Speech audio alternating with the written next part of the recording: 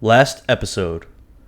Inside Lorgen's tavern, Vekni recognized Tadazanki sitting in the bar with two other one soldiers. She approached him and introduced the Highlander to Sorin. Tadazanki introduced one of his allies and a fellow Highlander, Kristoff Pearl, to Sorin and Vekni. Despite his barbarian-like looks, Kristoff appeared to be quite intelligent. Vekni and Sorin spoke in length to Lorgen, the bartender and owner of Lorgen's tavern.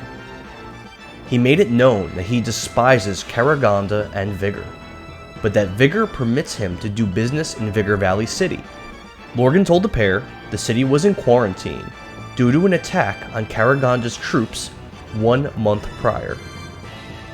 Lorgen continued to explain some of the rules for his bar. No fighting. You can bring your war horses into the bar, but you must clean up after the beasts and shovel their shit yourself. Vekni and Sorin learned from Lorgen that the armorer's son works for the city and would have knowledge of the sewer system. He also mentioned that a man who claimed to have traveled from the past came to Vigor Valley City 3 years ago, and Frank Mandred found this man to be good at making armor. He will be found inside the armorer's shop as well. Lorgen later expressed a hatred and disgust for Blackwyng, one of the men of chaos, also present in the tavern. The party learned Frank Mandred, one of the leaders of FORTE, had a laboratory in the FORTE barracks, where he was using queer materials to make weapons and armor, and that he was also working on creating a special potion of some kind. Lorgen spoke of how most of the patrons in Lorgen's tavern were somewhat trapped there for about a month, due to the martial law in the city. Next, Vekni and Sorin stopped by the table of sleigh soldiers. They met a high elf mage trained by Lord Camembert, Idlewild. They met an ebony knight who had a hatred and disgust for Blackwyng, Sir Adonis. And they met a human swordsman with a glowing sword, Phoenix. The sleigh group and the adventurers got acquainted. Sorin convinced Idlewild he was friendly with Lord Camembert by showing him the scroll of fireball that he received from Camembert's image in the School of Magic. The group from Slay explained they traveled to Vigor Valley City to find a way to open the path into King Lorien's valley so they could set up an outpost closer to the capital, thereby giving them a staging place for their invasion. The specific place they were eyeing and traveling to was called Sang Citadel. Vekni and Sorin were able to convince the Slay men to become acquainted with Tadazanki and the others of One. Next, the adventurers spoke with Sir Trentum and Blackwyng of Chaos. Sorin tried to act cocky, thinking it would impress the men of Chaos, but Blackwyng was standoffish and insulting to both Sorin and his companion. Vekni mentioned she knew Rothschild, and that he was incarcerated in the Queen's Grace dungeons, but she neglected to speak of his demise. Sir Trentum formally introduced himself to Sorin and Vekni as the Knight of Peaches. The Peach Knight apologized for Blackwing's poor demeanor. Vekni advised Trent that Rothschild must have failed his mission at Whittle Falls. The Knight of Peaches explained Hainsworth commanded Rothschild to blow the entrance to a cave behind the falls, where a threat lurked that could end the world. He explained he and Blackwyng snuck into Frank Mandred's laboratory and stole the dynamite for Rothschild's mission, but now they would have to get more dynamite. Trent asked Vekni to collapse the cave for Chaos and Lord Hainsworth. While speaking further with Trent, he revealed the reason Hainsworth killed Queen Inez's sister, Shalsis, was to steal her earrings, the Tears of Dovah. Apparently, Hainsworth desired these earrings very badly. Vekni and Sorin convinced Slay, One, and Chaos to work together to kill Frank Mandred and escape the city, despite the enmity between Chaos and Slay. As the groups got to know each other, Blackwyng hurled insult after insult at the other alliances, and the adventurers as well. He was generally a douchebag with every word he spoke to everyone in the tavern, even his ally Sir Trentum. Despite this, Blackwyng had nothing but praise when speaking of his leader, Lord Hainsworth. Blackwyng said he believed Hainsworth was destined to save the material plane from a coming calamity. He explained Hainsworth would need to become King of Dovah first for the world to be saved. The adventurers met Gragas Stormbringer in the tavern. He was a former member of the Order of the Burning Fist. Sorin greeted Gragas with respect and admiration, remembering the tales he heard of the Burning Fist from his father, King Dokkan Swiftwater of Ferelden. Gragas told the story of how he and his allies got sucked into a black hole after defeating the vampire Vlad, son of the devil, in Ferelden 25 years ago. Gragas continued that he suddenly awoke in Dovah a few years back. Shortly after that, he joined a mercenary company called the Silver Swords, and then later became the commander of their 2nd Legion. Gragas spoke of how he missed his old friends. He explained he was in love with a former member of the Burning Fist, a young human witch, Marigold Mandred. Gragas heard she was alive and in Dovah. He asked the party to find her and to tell her of his feelings. Gragas said he would join in a new adventure once he had her answer. He explained he heard Marigold had a brother who worked in Vigor Valley City as a researcher. Gragas said he had not been able to work up the courage to seek out this brother, so he asked the adventurers to speak to him on Gragas' behalf. Marigold's brother's name was Frank Mandred. Sorin agreed to help Gragas. Sorin and Gragas shared some old stories about King Dokkan, enjoying themselves and building a rapport. Next, Sorin and Vekni went over to the table of men from Lions. They spoke with Wundren, a former member of the Burning Fist and current member of the faction called Lions. He appeared to be under the influence of a leafy green substance he smoked in front of them. Wundren explained that despite Lions' alliance with Forte, Karaganda has been bullying their group. Since Lord Leonidas allowed the One Army to pass through Pridecutter Keep, Leonidas has been very concerned Karaganda might harm them. Wundren and his group came to Vigor Valley City to petition Frank Mandred and Mayor Shroud to have Karaganda lay off them. Wundren said their efforts had failed so far and asked the party to assist them. Sorin deceived Wundren into signing Lord Winnegar's ally ledger, but as he was about to sign it, he was interrupted by a man of lions with battle talons strapped to his sword belt. The man, who was later revealed to be called Striking Owl, with a given name of Morio, stated he was put in charge of this group. He scribbled a crude map of King Lorien's Valley, with the location labeled as DSHQ circled on it. He asked Vekni and Sorin to deliver this map to Lord Weald, in exchange for Wundren's signature. Later, Sorin and Vekni spoke with 2 lizardmen of Frank. One was larger and armored, while the other was smaller and unarmored with daggers on his sword belt. The larger one stated the lizard folk should rule Dovah, but Snorrian, their leader, lacked the ambition and will to do so. The lizard folk said they came to the city to kill Frank Mandred and rescue Snorrian's wife, Lady Epona, from the Forte barracks. The smaller lizard folk gave the adventurers a dagger with the design of a black bird surrounded by orange flames on the hilt. He asked them to plunge the dagger into one of the Forte soldiers and leave it there after killing him, to frame Blackwyng for the murder. Sorin and Vekni blackmailed the lizardmen with their own plot. The lizardmen agreed to work with Slay, One, and Chaos to kill Frank Mandred. Vekni noticed the black man from Queensgrace was in the bar, and she approached him. He did not seem interested in a friendly conversation, so she wished him a good day and went to speak with someone else. Next, Vekni and Sorin spoke with the man in purple armor, sitting by himself. She learned his name was Vittori, and he was following his son, Morio, around, who was not aware he was there. Vittori explained he had attacked Morio's leader, the Master, and he did not believe his son would forgive him. Vittori spoke of how he brought Morio to the Master as a young boy, who then trained and indoctrinated him. He explained the Master and his friends aimed to control Cortania, the material plane that they are all on. During her conversation with Vittori, Vekni revealed that just like Vittori, she also lost a son. Sorin was unaware of this part of his companion's past and his interest was piqued, but Vekni was evasive when asked to elaborate. She left Vittori's table and returned to the table of lions. Vekni spoke with Morio once again, revealing she knew his true name and who he really served. Morio disclosed the Master and his fellow Order members dispatched agents all over Cortania to influence the state of the world. He explained that was his purpose here in Dovah, and his purpose in service of lions. Mario said a person called Maki betrayed the order that the master belonged to. He was sent to Dovah to guide the powers that be into ensuring Maki falls. Vekni and Sorin spoke with Mario at length about bonds, blood, and duty. Sorin eventually casted suggestion on Mario, successfully forcing him to try and make amends with his father, Vittori. Vekni brought Mario over to Vittori's table, reuniting them and beginning the process of healing old wounds. As the night came to an end, Honesty began to perform one of his ballads, a song about a drow attack and deception.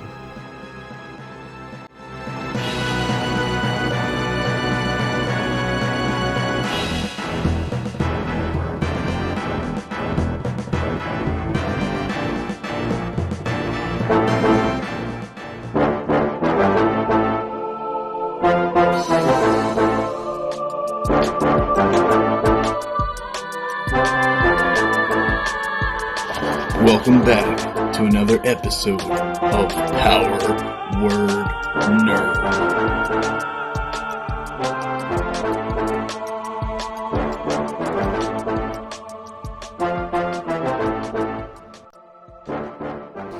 I know I want to investigate all the rest of the tables. Okay. So you guys, like I said, you guys still haven't talked to the group that has the marijuana leaf with the yellow background. You haven't talked to the group with the blue rose with the black background. You haven't talked to the Blood Mist table, and you haven't talked to the Forte table. I believe, and you have not spoken to the table of the blue and orange ninja-looking guys. And the rest of the bar you've talked to. Who are these people? Question for you. Yeah. This is an important question. Okay. Let's just assume that I want to kill somebody in this bar. And I'm just using the bar as a reference, not the actual bar itself. Okay. All right? And I want to sneak up behind that person, take out a dagger, and just slit their throat. Sure. You know? But what if that person actually has a character sheet and they have 500 HP? How do you play that? I would have to make an executive decision. Do I want to honor your stealth roll, or do I want to honor the character's HP? It would really be my decision on the spot. Mm-hmm. It would probably depend on the narrative. It would also probably depend on the character.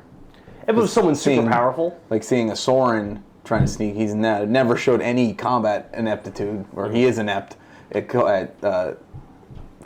Mm-hmm. But if you had someone like a Prince do it, who's an actual rogue, it would make sense that he would be able to pull off the kill right away.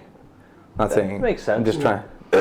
I think if someone was extremely important, but not particularly powerful, I would just, if you rolled good, I would just allow them to be dead. Which is what I did. Remember, Kevin, in the Night of the Long Knives? Yeah, that was fun. I was letting you guys do that. But if we were someone, single-shotting all the people. Yeah, but when they woke up, then they had their full HP. Mm-hmm. But if it's someone that's especially powerful, for example, I know Kevin told you that Tazanki has a lot of HP, because they saw his character sheet. If someone that has millions, he has over 200 HP. So if it's a character that has a lot of health, you'd have to do something extraordinary to get that one-shot kill on him. So what table are we at right now? We're your models. Father and son table. Yep, you guys have finished up with that. You would cast a suggestion on Striking Owl, Modio, and got him to try to reconcile with his father. I think I need to get a bigger notebook, because he has to listen to you, so he's going to go talk to his dad. He's been talking to him. Okay. Yep. Let's see. That's Chaos over there. No, it's Blood Mist. Yeah, Blood Mist you haven't spoken to. This is Chaos. These guys are the Forte guys. Yep, that's Forte. You haven't spoken to them either. I don't think we should, or should we? Why not? Forte is from Vigor Valley City, the branch of Vigor, and the leader is Frank Mandred. Yeah. And Karagonda, which was the guy we talked to in our last session. Now I put that piece together after watching that. You didn't put that together during the session? I have no idea who these people are. It does help when you rewatch them. Yeah. Because Dan's just throwing out all this fucking lore, and you're like, what? I actually think that because Forte seems to be a rising power, getting of allegiance with them would be good. I also think, don't we have to kill Karagonda at one of these tables? I don't think anybody asked you to kill Karagonda. Frank Mandred they wanted to kill. Frank Mandred needs to be killed. The bartender hates Karagonda, I think. Yes. Oh yeah, so that means Karagana would have been fucking super OP. Yeah, Good thing we talked away on that one. we had to. I don't know. I don't know if you can beat him or not. Fucked us up. He had armor shaped like a demon. I made his stat block 3 years ago. I have no idea how strong he is. I actually have no idea. Tazanki, a low-level soldier, has 200 HP. I'm sure that a general or whatever the fuck he is would not have been good. Probably not. We roll new characters right now. I flipped the table.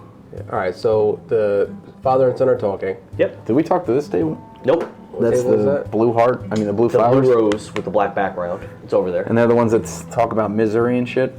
You've never spoken to anyone from that faction. I know, but isn't that what their sigil says? You've seen in Vigor Valley City, you've seen their sigil, and you've seen things like sadness and sorrow today and tomorrow. But you don't really know anything about them. Emo boys. But since their sigil is up in the city, they're probably friendly with Forte.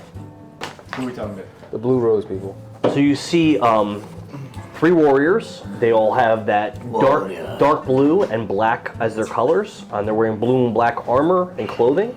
One is a female warrior with a burning sword. You could see these the slight glow emanating from her hilt, her sword hilt. She's wearing a hood and a cloak over her armor. There's another guy who is massive. He's like a hulking, barbarian-looking guy with 2 small axes on his sword belt. And the last guy has a look of a knight with an armored horse next to him. And he's heavily armored. So they're all heavily armored. Do they have hair that covers half their eye? Like this? No. Not that you They're could... sad and sorrow today and tomorrow. Not that you could observe. Mood apathetic. Smile is Forte. Smiles Forte. Seems like Vigor the itself. city is a little bit broken, and there's all these factions in there, and they're all trying to place their banners up wherever they can. No, it doesn't. No, I had that impression when we were walking in. It's a bigger Vigor. Wait, Vigor's the main one, right? Mm-hmm. The Vigor one was bigger, and then you had Forte, and then the Roses. Vekni is going to go back to Lorien. Okay. I thought you guys were approaching the... Well, she's gone to every table with a bottle of something. You have not. Yes, I have. You've I brought not- a bottle you've- over to everybody. You have not. This table, this table, this table. You've not went up to Blood Mist Forte, or this table with the rose, or the table with the marijuana leaf. I'm You've talking not about went. everybody we talked to. Oh, yeah, Who yeah, did you yeah. talk to, asshole? Oh, Jesus sorry. Christ. Motherless fuck. My bad. So, she's gonna go over and get another bottle of liquor. Okay. Lorien is really busy. He's not even looking at you. He's just doing shit behind the bar, and he pulls out the bottle of whiskey, hands it to you at 1 gold. Okay, and she turns and walks away. Did you give him the gold? Yes. Okay. I didn't pay for the last 2, so I'll give them. So Vekni, as Sorin's still talking to that group. Okay. What group was that one? He said he was going to go up to the group with the blue rose. Yeah, but he's not either. Yeah. So Vekni will walk over to the Blue Rose guys, and she'll set the bottle down on the table, and she goes, "So let me ask you boys, what is sad and sorrow today and tomorrow? Why are you guys so sad?" Well, I wasn't there during your walk yesterday. The female, very pretty, blonde hair, and again she's got a blue cloak over her black and blue armor. She looks over to you and she says, we're not sad. What makes you say that?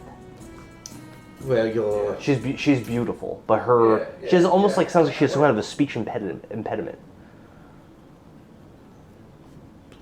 Hold on. Your banners, they say sadness today and tomorrow. I'm just curious as to what it means. She looks at you with these really light blue eyes, and they're very, very pretty, clear the ocean off of Costa Rica, super clear blue eyes. Is she a human? Beautiful. Yeah, she's a human. She looks at you and a pure human. She looks at you and she says, "That is just a credo. We are not sad or anything like that." But when she says that to you, you can see a sadness in her eyes even worse than when Queen Inez spoke of the genocide of not the genocide of the deaths of her family during Vigor's conquest. You could see an extreme sadness and sorrow in her eyes. But she tells you that it's just a credo. As in, what is the credo for? Every faction needs a credo. We don't. There's nothing to be sad about. We aren't sad. We are fine. And the night-looking guy says, "I know what you're thinking. Why is a horse in the middle of a busy tavern? We are of blues. We are honored, and many in the kingdom will bend the rules for us. I am Sir Arlen. Nice to meet you. Are you a friend?" Arlen? Sir Arlen. Well, I am not your enemy. Oh, great. Why don't you have a seat with us? Oh, that's why I brought the battle over. Excellent. She leans in and goes, you're not the only one with a horse. He looks around and he goes, "Well, once someone saw us break the rules, everyone felt comfortable. We came right in here and the bartender never said a thing about my horse." This is Orko, by the way, and he pats his mount. Orca? Orko. Orco. Well met, Orko. The horse whinnies. So where are you children from? Children? I am an anointed knight under the service of blues. Is he human? Yep, they're all human. Well, as you can tell, I am not human, so I am much older than you. So for you are children? How old are you, my lady? 240. 240 years old. I must ask you, are you you have the look of a high elf. Tis true. I like your kind. I like my kind too. My former liege had many high elves in the royal family and as nobles. And who is your former liege? Oh, my former liege is the late King Lorien, but he... They were the original family that ruled? Before Vigor. But he lost his crown to our rightful rulers of Vigor. I served directly under some great lords. Have you heard of Lord Bolts, Lady Unceros, Lord Dilly, or Lord Rickman? They are all excellent rulers in the kingdom of Dovah. Have I? You have not. Okay. Well, you see, I'm not from here, as you could probably tell by my voice. I fell from Thaddeus. Oh, I know very little of that land. Well, it's been a while since I've been there, so it's changed a lot. What brings you to the glory of Dovah? Have you come to bask in the glory of... And you can detect a very subtle amount of disgust and distaste when he says this. Have you come to bask in the glory of Vigor's rule? No, I came to drink the ale and sip on the liquor. Fair enough. Morgan's a great bartender. He makes an excellent cocktail. I don't know, I usually drink it straight from the bottle. Huh. She reaches over and just pours, even if he's drinking beer, she's just pouring whiskey into his tankard. You all right? Oh my god, that stung. Yeah, The contacts in. in. Eyeball usually Oh. stings. Whew. The same happens to him as he takes the whiskey, takes a sip, puts it down, it splashes back in his face. Oh! Well, thank you for the drink. Of course. And what is your name, young lady? She says, I serve blues with Sir Arlen and the rest of the blues. I'm from Raven's Perch. It's nice to meet you. Do you hold the same views as your knightly gentleman here? Yes, Lord Belts and Lady Unceros and Dilly and Rickman, they are all excellent. Although I did like my Lord Ravenclaw, but unfortunately he was executed by the Vigor when they took the land. Well, I'm sorry. Just hit you with the list by accident. Well, I'm sorry for your loss of your lord. I know how it feels to lose people that are important to you. Who have you lost? Well, my whole family. Your whole family? What's happened? Well, let's not make this occasion into your banner. Nobody needs to be sad today. You could see those beautiful sad blue eyes shudder, and they're almost like... You ever see the movie The Indian in the Cupboard? Mm-hmm. Do you remember when he had that really nice moment with the Indian, and the little boy, the main character of the movie, his nostrils were like flaring? Like, I do weirdly. recall giant nostrils. Did Yeah. you watch this movie recently? No, I saw it. I haven't seen that movie since I was a little kid. I haven't watched it in like You 30 years. Indian? But you're old as fuck. Ah, that hurt to say. But that nostril movement is the same. I'm definitely putting that on YouTube, by the way, his nostril movements. But that nostril movement was the same as her eyes, as they just shudder in this. You can just detect a great sorrow from Mrs. T. Is there? So you're Mrs. T. Is there a Mr.? Are you asking me if I'm married? Well, I don't know. Is it this gentleman? She points to the hulking guy with 2 axes. No, I'm not married to Emmanuel. He goes, "Ugh." No, I suppose that I have been with Sir Alan for a while, but we're not married. The husband that I had was, he fell in battle against Vigor during their conquest 10 years ago. But now we serve them, and we, they are the rightful rulers of the kingdom, and we do what we must for them. Sir. How old are you? I am 32 years old. Does she look 32? No, she looks a little bit younger, like mid-20s. She's beautiful, blonde. Her skin has there's no wrinkles, there's no blemishes. Her teeth are immaculate, straight, white. She is dainty but fit. You can tell she could probably handle herself pretty well in a battle. And again, she's got a glowing sword on her hilt, so it's probably of magical nature. You just described Vekni, but with blonde hair.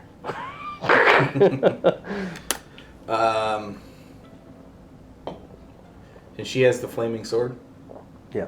What's the story of your sword? She looks down at her hilt and she goes, "That's always given a lot of attention from everybody. It's a magical blade that I got. I was kind of awarded it by Vigor." Oh, yeah? Oh, thank you for the follow, Closing Dragon. Appreciate it. Oh, Oh, another follow?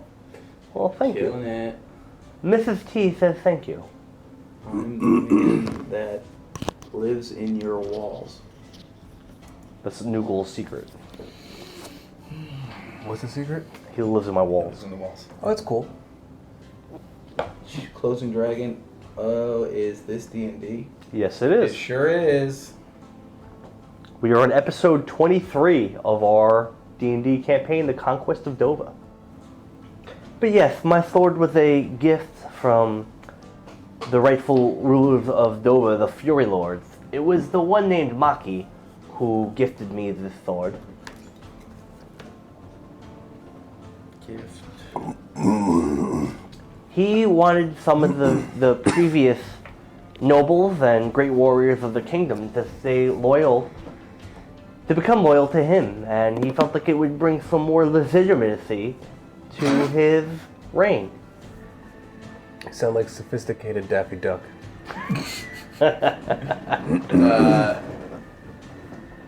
Does she have a cup in front of her? She has a wine glass, but it's empty. So Vekni will just sit there like this, and she'll make some whiskey come out of the bottle and start filling her wine glass. She looks at it with her eyes, and her eyes are no longer sad, but she's looking at it, analyzing what you're doing. Very analytical gaze. She fills it like halfway. That's interesting. So you can wield magic. Only this. You're not a warlock, are you? No, I could only do this. Is it more of a parlor trick? Oh, fair enough. There is my compatriot over at the other table. He can wield magic very well. I said Is Sorin at that table talking. is Sorin at the table or is Sorin at the bar? Not at the bar. Sorin's When with he us? walked away, I said he was just stayed there talking to the table with the hippie guy. Because he walked away because he was on the phone. Okay. So right now that's where he is. He's at the. That's what. Yeah, I didn't know what else to do with him. Yeah. So he comes over Yeah. and she says, "Hello, nice to meet you. My name is Mrs. T. It's very nice to meet you, Mrs. T. I hear that you're very skilled with magic. I would like to hear more about how you learned to cast spells and what kind of spells you can cast." Sure. It seems pretty fair. Are you ready to be amazed? Please, please, amaze me. So, He says, "Don't trust the specs." yeah, 100%. 100%. So, Soren's gonna take out his wand, okay? He's gonna do one of these as if to get ready, okay? And he goes, "Behold, are you ready to be amazed?" Yes. And while he's doing that, Vekni's just gonna take some whiskey out of the jar and just make a big circle around the back of his head. So, So it looks like a halo's floating above him, but it's whiskey. So Soren's gonna put his hand out and he's gonna concentrate really hard and he's gonna start muttering words, right? But the words really don't mean anything. It's all just jibber jabble, right? And then as he's doing his wands, he's actually gonna cast dancing lights, but sparks are gonna come out of his wand as if it's like a dud, like nothing's really happening. Is there a candle on the table? Sure. As he's doing that and Vekni's making the whiskey float around his head like this, Yeah. she's going to just grab a candle, walk behind him and light the whiskey on fire above his head. So we have dancing lights, and then we have a flaming circle around you. No. I'm saying my wand almost looks like a sparkler.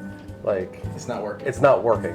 I'm trying to give this grandiose show and nothing's actually happening, but sparks are coming out of my wand and it's like a dud. Why don't you roll a performance, and we'll see if you're able to execute it exactly the way that you had Sure. intended. Well, I'm gonna Behold my change wicked that. truth. I'm gonna change that because that was a natural one. Okay. So give me 1 second. Your portent. Yeah, I'm gonna use my portent. So wizards have the ability And change to that to a 5 plus 1, so 6 total. Better than a fail. I'll Does he take get it. help because he's got a flaming halo? No, there's no help. What happens is Soren's trick fails completely, and the sparkler effect that he tries to do doesn't happen. You did manage to swirl the whiskey around his head, and lighted a flame with the candle. But his trick just didn't happen. So you hold up your wand, and just nothing comes out of it. No, You're just that might be better. And you're just staying there, and just nothing's happening.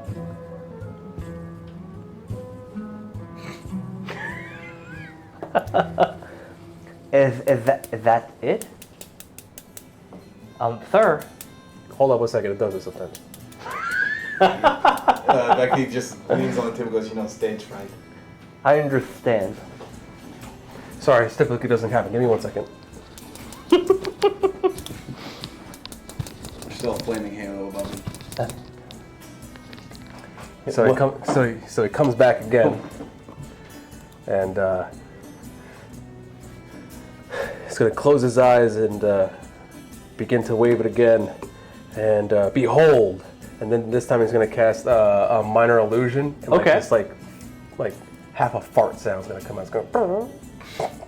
Yeah, I'm not gonna have you roll for that. That happens. Yeah. And then Soren's gonna look really embarrassed, and he's like, "Perhaps now's not the time." Well, that was kind of embarrassing. Can I throw you my trick? I mean, Have counterspell ready. I would love to see something. I don't think it could be as grand as what I was trying to do, but by all means, I'd love to see some magic. Well, I don't know. judge him on his impotence. He had a couple of drinks tonight. Perhaps Fair enough. I don't know magic, but I do know something that would be pretty cool. So she goes to stand from the seat, and before she gets up, the one that identified himself as Sir Arlen says, Mrs. T, no, not in here. Lorien will be angry. And she goes, huh. She takes her hand, and she touches her fingers on the hilt of her blade like this. Fair enough.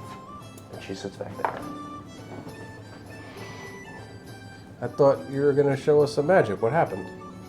Well, Sir Arlen is right. I don't want to make Lorien angry. I mean, I was going to take my sword out.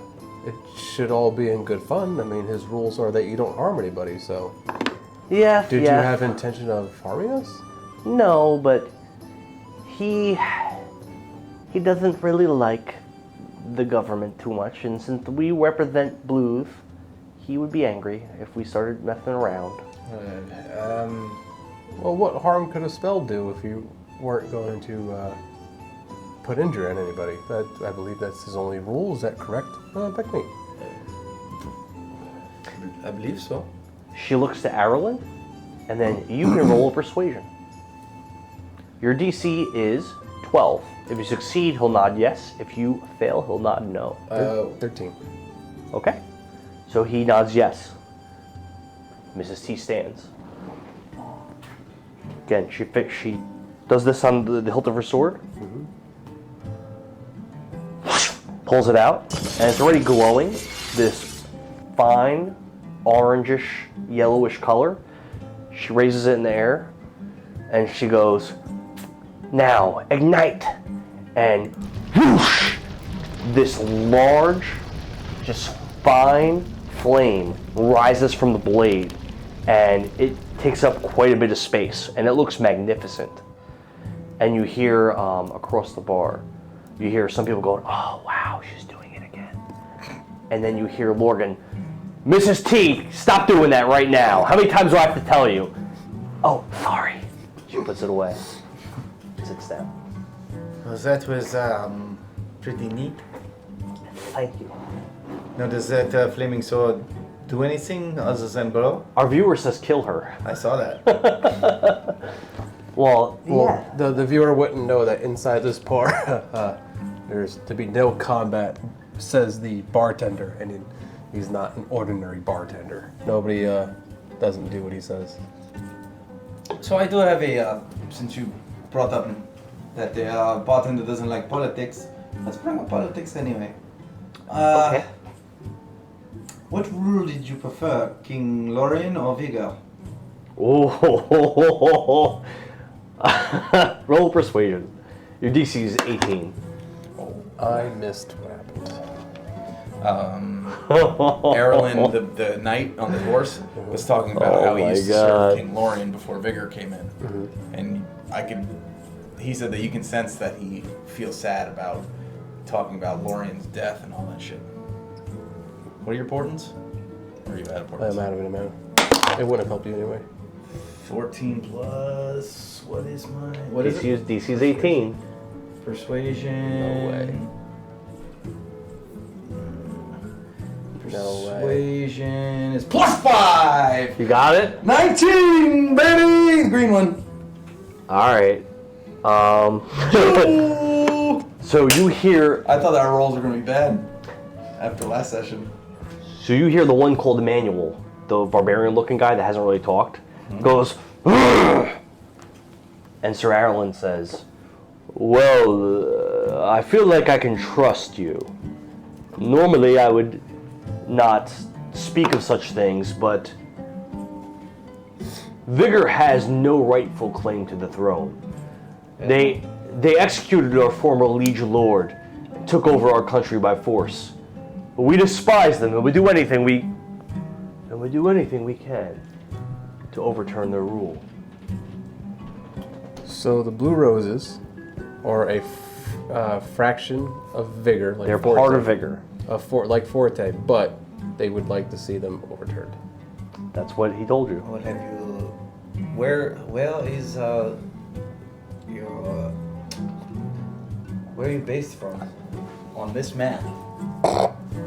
point to where you're from. You point your map out? Well, I don't know where they're from. Sir Arlen says, well, we don't have any cities under our control in the Fringe.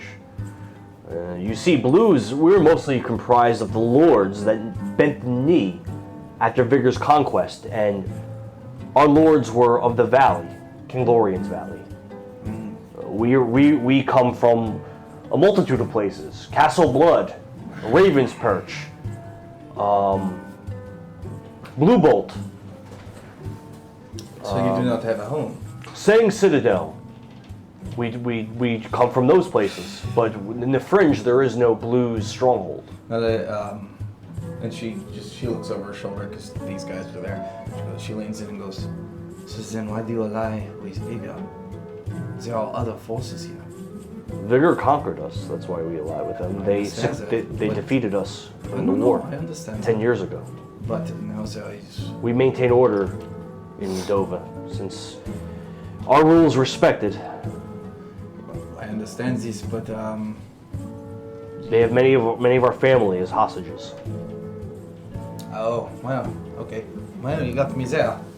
Because there are other forces here. You got the Queen Inez and Queen's Grace. And you got the Army of Woon. They are also invaders, so... He spits on the floor. They're foreigners. I don't respect their rule. Oh, It is the rightful rulers of Dovah that should rule the kingdom. No, Whether the young Prince Lorien or Queen Inez, but not an outsider like King One. It's fine with me. I have no play. I don't care the rules. I'm just curious. But they lack the strength to overturn Vigor anyway. Have you seen what the Fury Lords can do? I mean, Cole's bullshit. Fuck the bar. This guy. you can actually see the curses, because mine gets censored. Yeah, I see on here it says fuck the bar. Oh, because you're on. And then he said arson with the Joker. Who are the Fury Lords? They burned a bar down already. Oh, the Fury Lords are our rulers. They're the leaders of Furia, the leadership branch of Vigor. There's 3 of them. Who are the 3? A foreigner, a half-orc. His name is Odoacer.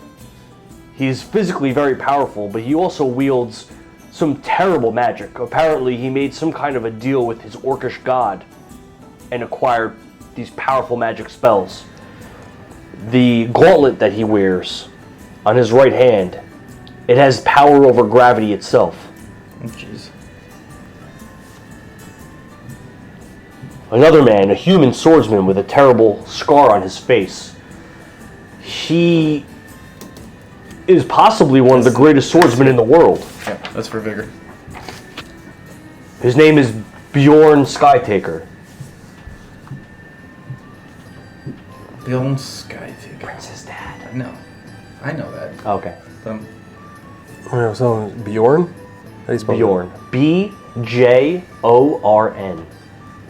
Bjorn. Bjorn. Skytaker. That name rings a bell to me. I think I know his son. Ooh, I don't know anything of him having a son. And the last one, the most terrible of the 3. Zombie and Dora! You already know that he works for one. I don't know anything. It's been said last I forget session. so much stuff. I know. He is a halfling, capable of wielding great power. His name is Maki. A-C-H-I. Oh, the one that gives this young lady her sword. Yes, one and the same. He also gave Odoacer his gauntlet. And these are the Fury Lords? Those are the 3 Fury Lords. That is correct. Now, what is your thoughts on Forte? They're a bunch of brigands and cutthroats. They're only put in their positions because Maki and the other Fury Lords needed someone to strong-arm the country into listening to their rule. Vekni leans in and goes, what do you think it would take for the Blues to take over Vigor Valley City? the only blues in the city is us. Just wow. the three of us. So never mind. So I think that chance is pretty much zero against Karagonda, Frank Mandrid, and the 10,000 Forte troops in the city. How many blues are there in your forces? There is a total of about 4,000 blue soldiers, but they're almost all in the in King Lorien's Valley. We're pretty much the only blues in the Fringe region. What is your rank amongst the blues? Well, I am an anointed knight. Mrs. T and Emmanuel, they're just both great warriors. They travel with me, they're my companions. Have you thought of swearing fealty to another? What are you suggesting? Well, you already said that Queen Inez has a rightful claim to the throne. Her or Prince Lorien, they both have legitimate claims to the throne, yes. Well, she leans back and makes sure that none of the Vigor people are paying attention. Or Forte or whatever They're gambling or something at the table, they're very busy. And they're all tieflings, by the way. You've been to Queen's Grace. We would probably be imprisoned if we tried to even go near the city. Have you tried speaking to the Queen's Grace soldiers? Of course not. Since their attack on Forte a month ago, we've been in open war with Queen's Grace. Well, perhaps it's some food for thought. Perhaps aligning yourself with a rightful ruler. After all, the enemy of my enemy is my friend. It is a good saying. I've heard it before. I fear that Queen's Grace and their allies don't have the fighting power to oppose Vigor. Don't forget, King Lorien and his lords already were defeated by Vigor a decade ago, and they've only grown weaker since. That is true, but it's not just Vigor. You got the invaders of Wun are fighting Vigor too. So Vigor would have to fight a tooth. Sharon spits, as you say. I understand the spit, and she spits too. Foreigners. I understand, but They have no. They don't belong here. They have no right to even be in our of lands. course, I agree. But fighting a 2-point war is not easy. Yes, so to that's have true. Queen Inez and her forces attacking Forte at the same time Un is attacking. It's not easy for Forte to or Vigor to hold on to their reign. All right, so this is pretty big. I want Kevin to roll persuasion with help from Joe, since you also were chiming in, and your DC is 20.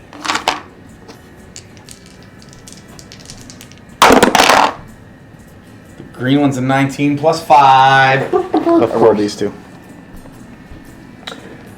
Sir Ireland says, You give me advantage. Oh, I gave you advantage. I was going You to say, did- so which one were you using? You rolled 2 dice. I was like, what? no, I said you gave him advantage. Yeah, so yeah, no, he got One would have failed though. One would have failed. So Sir Ireland says, perhaps you're right. Perhaps now is the time for us to try and overthrow Furia and Vigor and the Fury Lords. Yes. Perhaps now is the time with the Un invaders trying to push north and take Moat Lud. What do you suggest that I do? Mrs. T and Emmanuel will follow me in whatever I decide. So, Perhaps. Well, you can travel freely through the sea. I'm sorry. I was going to say, so it is great that the three of you have decided, but what about the rest of your fraction? Look at us controlling politics. How would you be able to, I mean, because I don't know what rank they are, but He's an anointed knight, he said. yeah, That's his So- rank. He's a knight. yeah, but you were not the leader. No, I'm not the leader. No, But I hold sway I was in about to blues, ask that. but I'm not the leader. Do you think you have three? It would be Lord Bolts, Lady Unceros, Lord Dilly, or Lord Rickman. That Dilly would, Dilly. They would be. They're the leaders of blues. Rickman and Unceros. Perhaps we can. We can. I'm getting messages on my computer that my USB controllers are getting overworked. So, USB controllers. well, basically everything is ran through my USBs on here, so it's our microphone thing on all three cameras or all through USB. It's like freaking out right now. So Can you turn off the mic so we're not using? I already did. Oh. Well, keep going. Computer, stop being a bitch. I'm getting it's literally, I've never seen that before. It was like, yo, the USB controller cannot handle this. So, Suggest we do. what leader do you feel carries the most weight that would be persuade the most?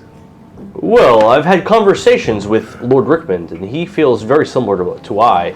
I'm not sure about Lady Unceros, Lord Bolts, and Lord Dilly, but I can tell you that Lady Unceros' father was executed by Vigor also. So I would say Unceros or Rickmond would be our best options. But and you can travel freely through the city and leave when you want. I can, but both of them are in King Lorien's Valley. Neither of them are in the Fringe. I'm just asking because everyone else here seems to be prisoners in this bar. Well, there is martial law right now, so if you're not part of Vigor, you can't freely travel. They're kind of trapped here, but we can leave whenever we want, and so could Forte. And he points over to the table of Tieflings. Well, I could always go over and talk to the sleigh guards and say that I spoke to you about this, and they could bring the message back to Queen Inez. If you think that's best. That way, it's not just your side thinking something's going on. Well, I will say this, though. Be mindful about how you convey that message, because I would it would make the most sense that Vigor shouldn't know I plan to betray them until the time is nigh. Of course, but we are... So if you just go willy-nilly telling everyone I plan to betray them, that's probably not going to work out well for me. Of course. There's already several people in the jail here. We do have reason to return to Queen Inez, so perhaps we bring this message ourselves. That might be best. To Queen Inez? Yeah. Yeah. So that way, these, loose lips and cheeks. It's an old pirate saying. The Hand of the King. Friendships. It sings friendships. The Hand of the COVID King. does, too. The Hand of Damn you, China! The Hand of the Looking at King you. The Hand of the King to my former liege lord was recently arrested by Vigor and is currently being held in the jail in Vigor Valley City. Lord Henry. He was, like I said, he was the Hand of the King. He escaped the city during the sack of Lauriston 10 years ago, and has been trying to make moves to appoint Prince Lorien as the king and to bring the Lorien dynasty back. But recently, he was captured. I'm asking you. Are Inez and Prince Lorien related? Would they be related by blood? I would say that they would be distantly related by blood because she was the niece of the former queen. So that would make him, I don't know, would that be second cousins, I guess? Third cousins? And They'd be loosely related. They'd be distantly related. And does Prince Lorien have an army? You don't know? Oh, okay. You've never met anyone from his faction. Do you know if Prince Lorien has his own army?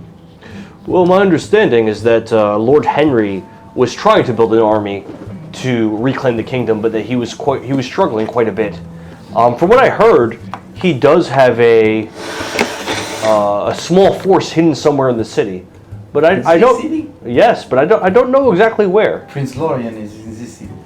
Supposedly there are people under his. So they call his faction Clad. I'm sure you've seen that golden crown with the light blue background. Those posters all over the city that are getting torn down by the Vigor yes, soldiers. Yes, that is his faction, and I believe that there are a small number of them in the city somewhere, but I do not know where. Have we seen that one yet? Yeah, they're like posters that guards, when they see them, they rip them down. All right, but I don't see any of the sigils out. You've never seen anyone from that faction.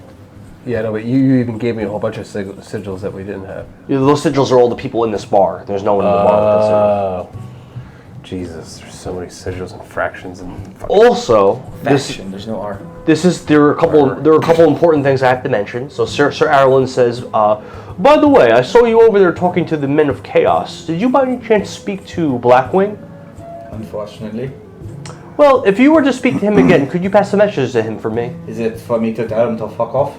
Tell him that Arlen says to go fuck himself, yes. Sorin? I got it.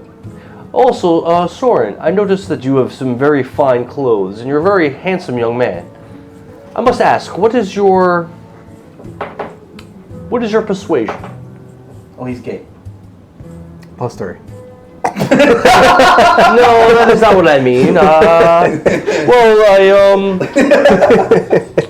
Mrs. T feels very strongly towards me in a romantic kind of way, but I can't see her in that way because, well, I'm not interested in those of that gender.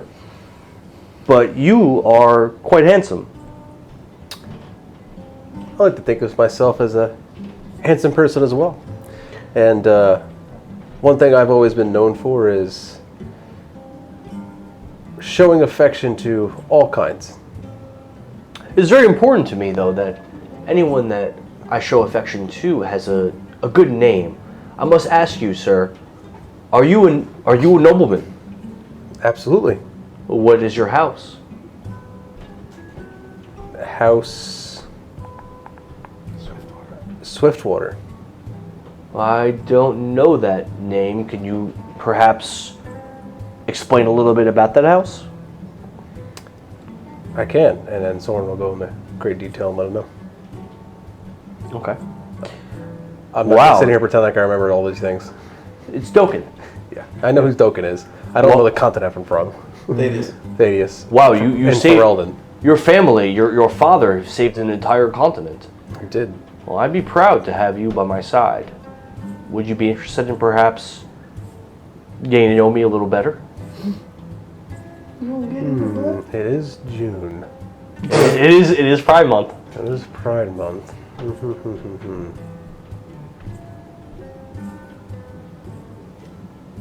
I don't know if Sorin identifies like that or not. I don't know. But Sir Arlen does. On the very first mission, or the very first day, Sorin tried to lay with that one king on the beach, remember? Mm-hmm. That was the thing. Well, Sir Arlen basically propositioned you, not for sex or something like disgusting like that. No, he basically said, like, you're handsome. I have an interest in you. That's basically what he explained. And he's a knight? He is an anointed knight. Anointed knight. But does that make him a lord of any kind, though? You can ask him. But if he was a lord, wouldn't he identify himself as Lord Arlen? So, Well, isn't a Sir a lord? No. Oh, you're right, it isn't. yeah, because I'm a lord, right? No. You are an honorary lord. Typically, a lord would have to own land, but you were granted an honorary title. So you don't own land, but you're a lord. Yeah. Does that make does a knight make him a noble? Yes. Okay, so he's noble as well, not a lord. So he's lesser than you, Technically. technically. Okay. So with that being said,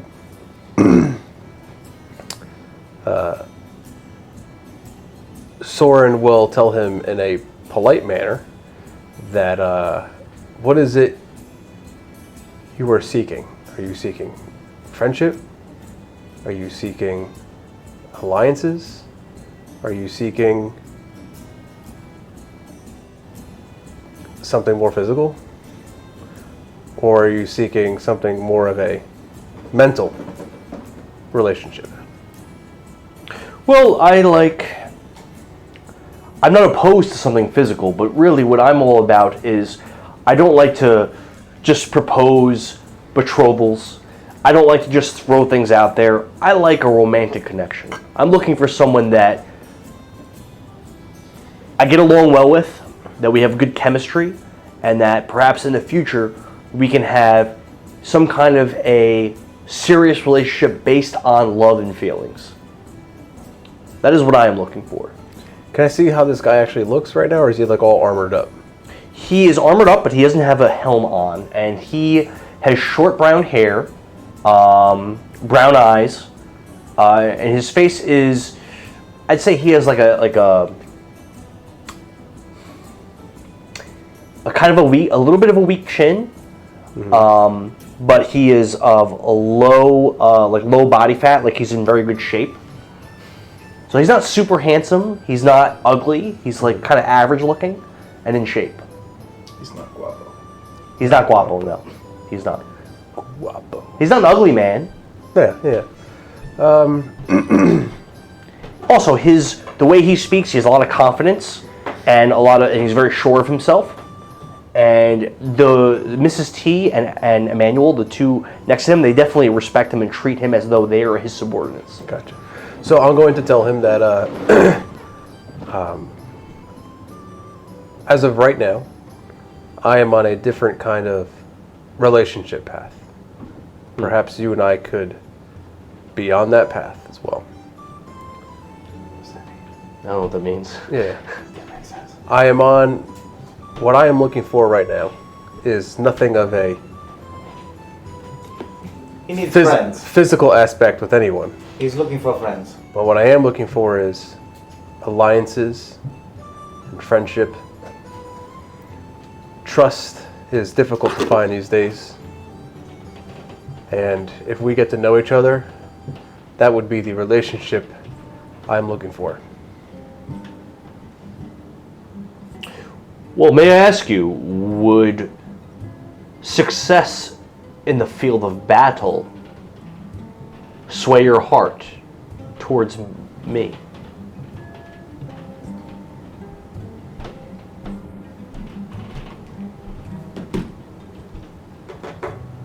Success in battle? Will that turn you on?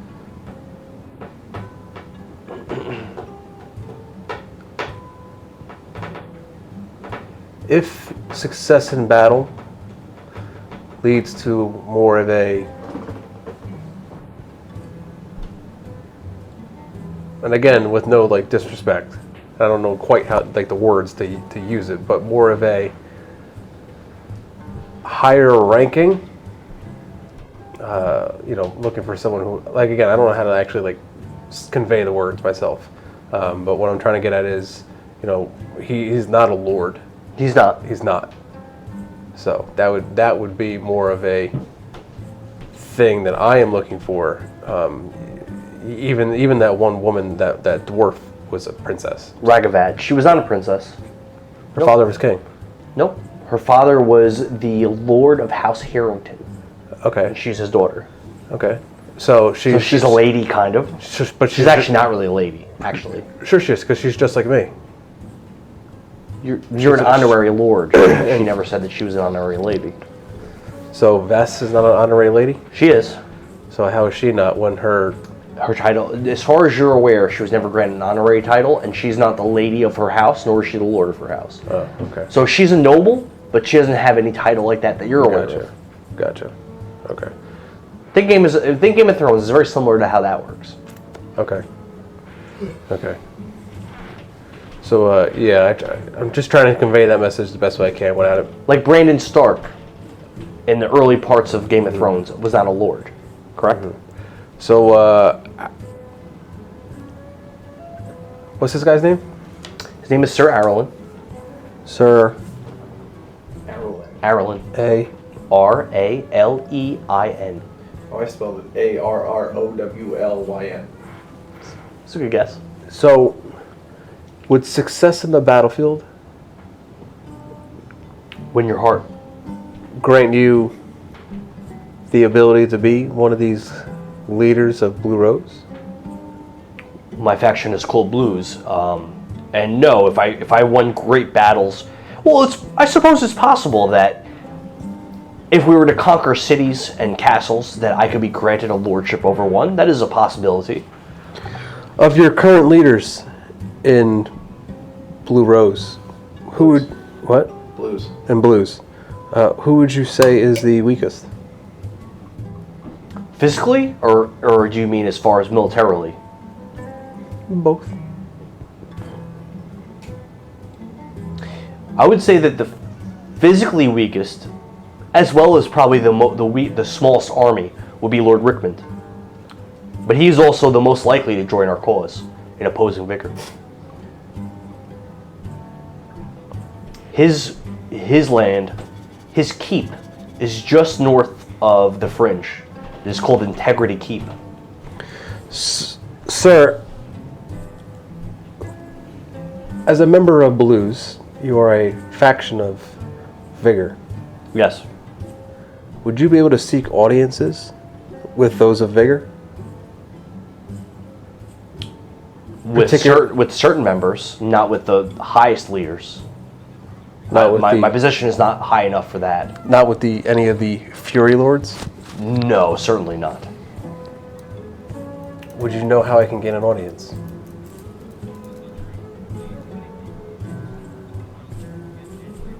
No. To speak with one of the Fury Lords themselves, I don't know how someone like you would be able to speak with them. So out of D&D, just us talking, I don't know what I gained with this guy then. Well, it seems like he's willing to help you get Blues to work with you. Yeah. He's asking you what you want him to do. Yeah. So, let us do this. He's a knight, so it doesn't. It's not that he has no say, but he's not like a top leader. Let us do this. You report back to your lords, and you convince them to join our cause. And when I return to Queen's Grace, we will let them know what we discussed. And after we arrange a meeting, and Blues and Queen's Grace are able to come to an agreement of some sort, I will know the kind of person that you are, and we can continue our relationship.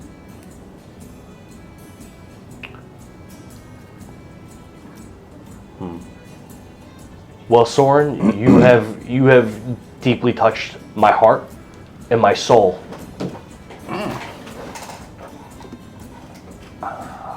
Myself and my men, we will leave immediately, and we will make for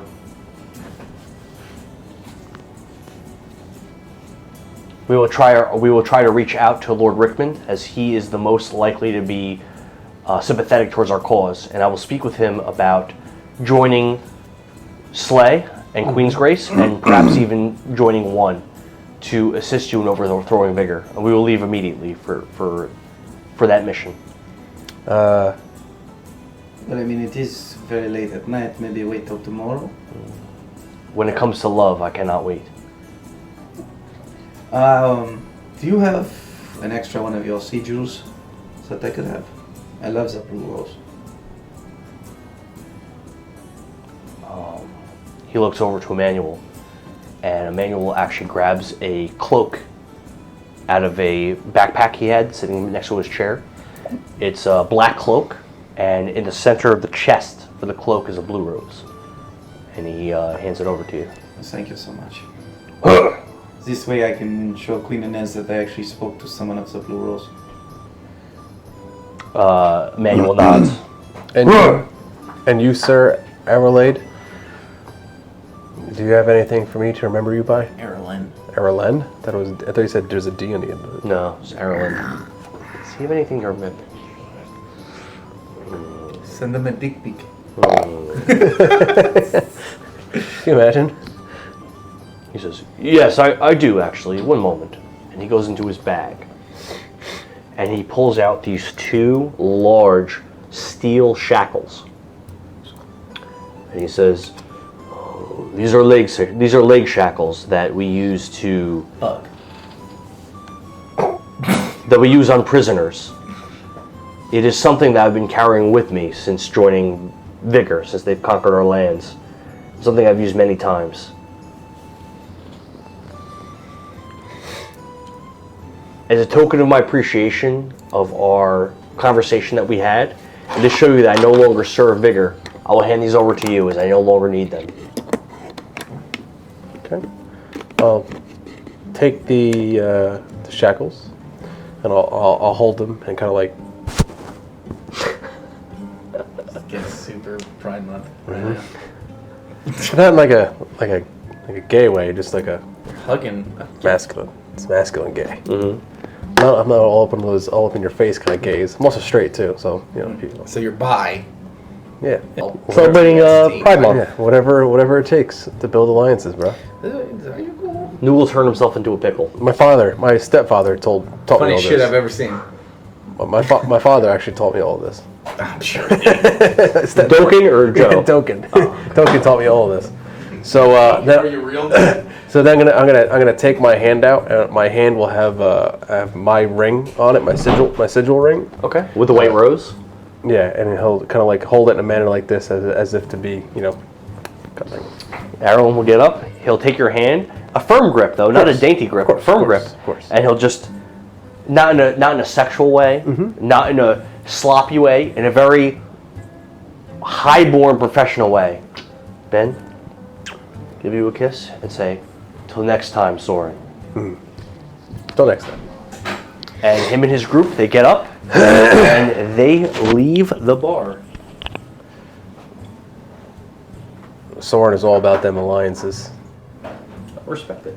Yep. Oops.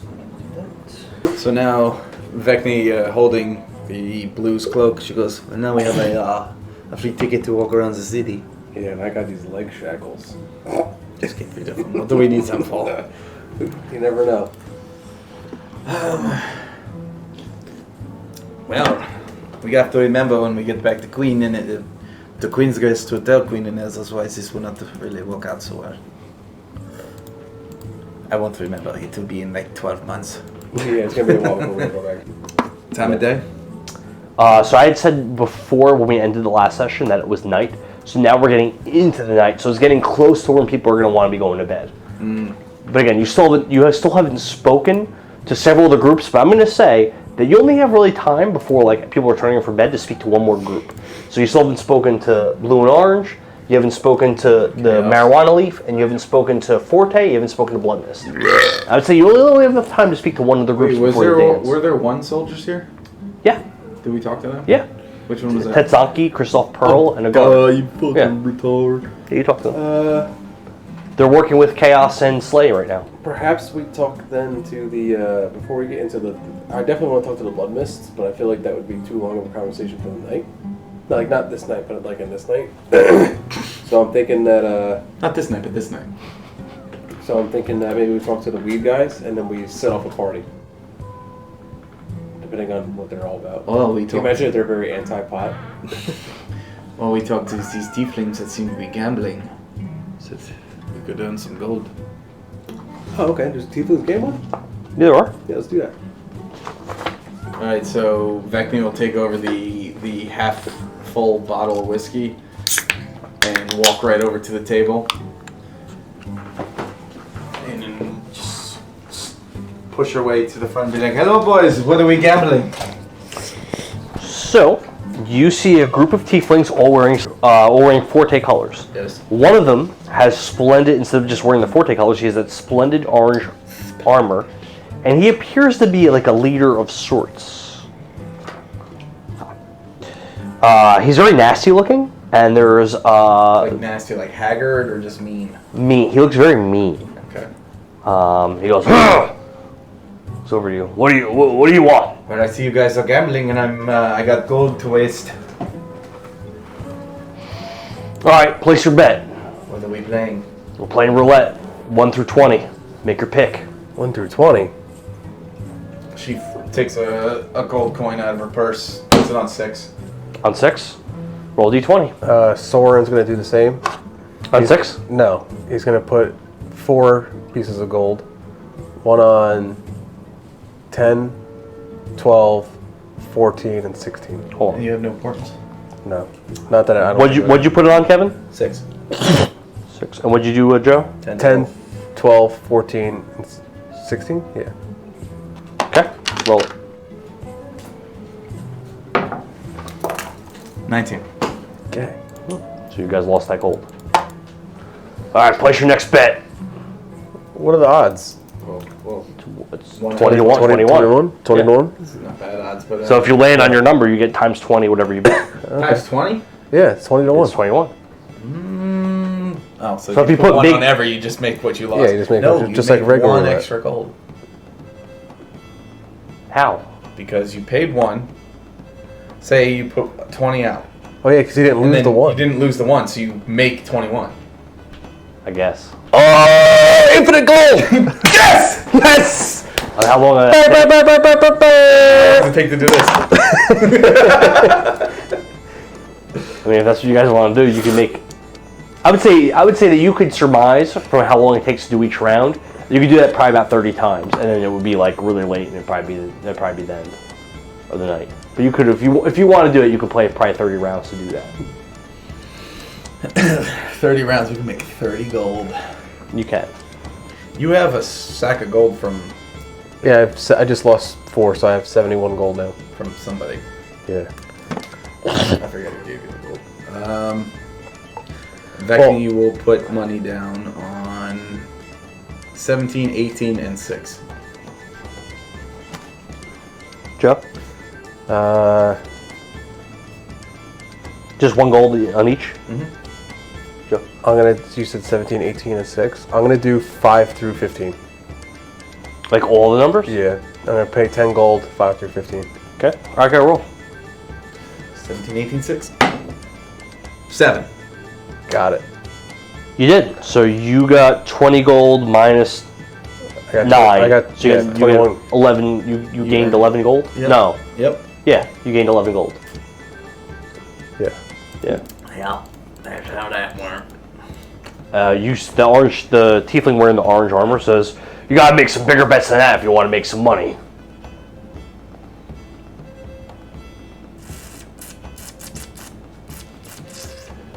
Well, I don't see you boys betting.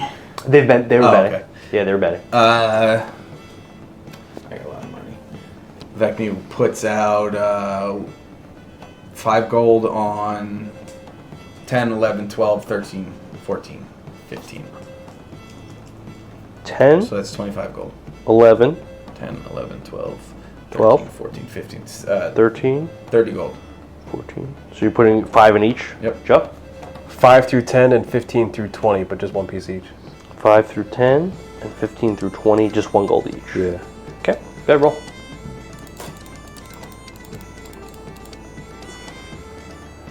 Oh. 11! 11? So you got 20, 5 times 20, that's 100. 100 and then minus the 25. 25. So 75 gold? I lost that gold.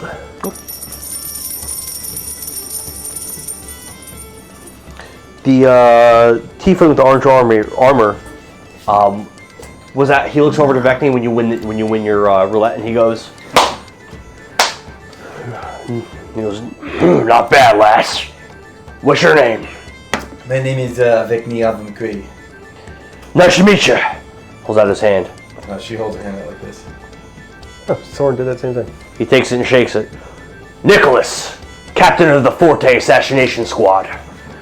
Forte Assassination Squad. "Yeah, nice to meet you." Do these guys have a banner? They have the FORTE banner. FORTE sigil. Oh, so just that? So what? Yeah. He's wearing. FORTE colors. So these guys are just another branch? It's just FORTE. But he's part of the. He's the captain of the assassination squad. Splendid for FORTE. orange armor. So it's part of FORTE. Okay.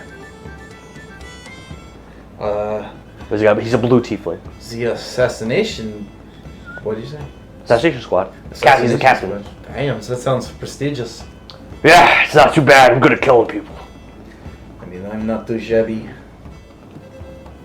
What are you doing here in Vigor Valley City? Just passing through. We heard that this inn here was fantastic. Yeah, it's not too bad. It's not too bad. You make some money playing with us. I think those guys down there are playing too. Playing something. He points over to the blood mist table.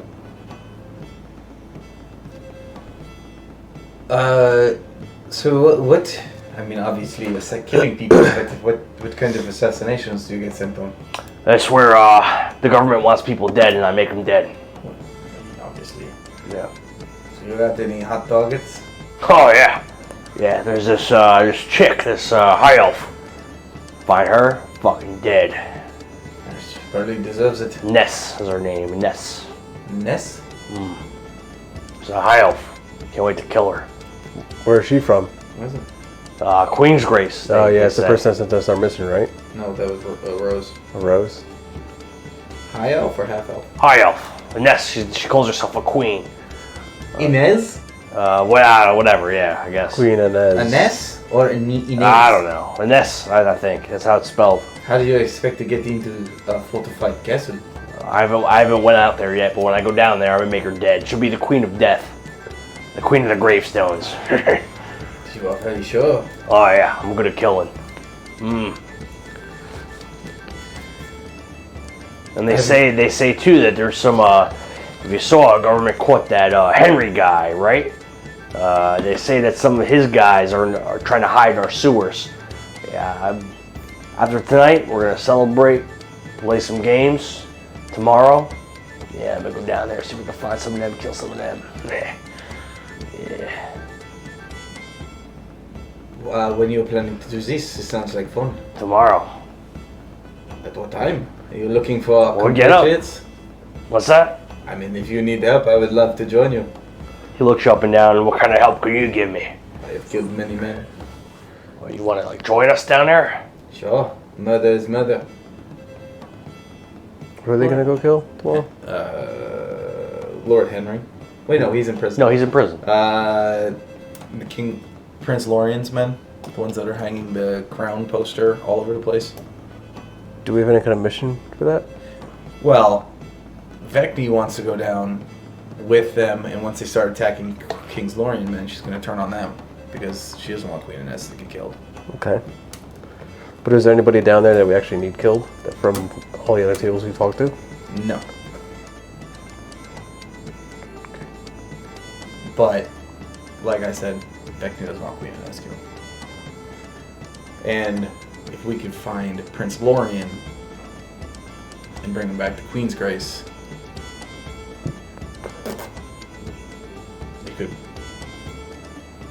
turn the tide. Okay. That's what's going on in Vekni's head. Gotcha. Do you guys have a way out of here? I can come and go whenever I want. Oh, you're one of those kind of tables. Okay. Well, they're Forte. Gotcha.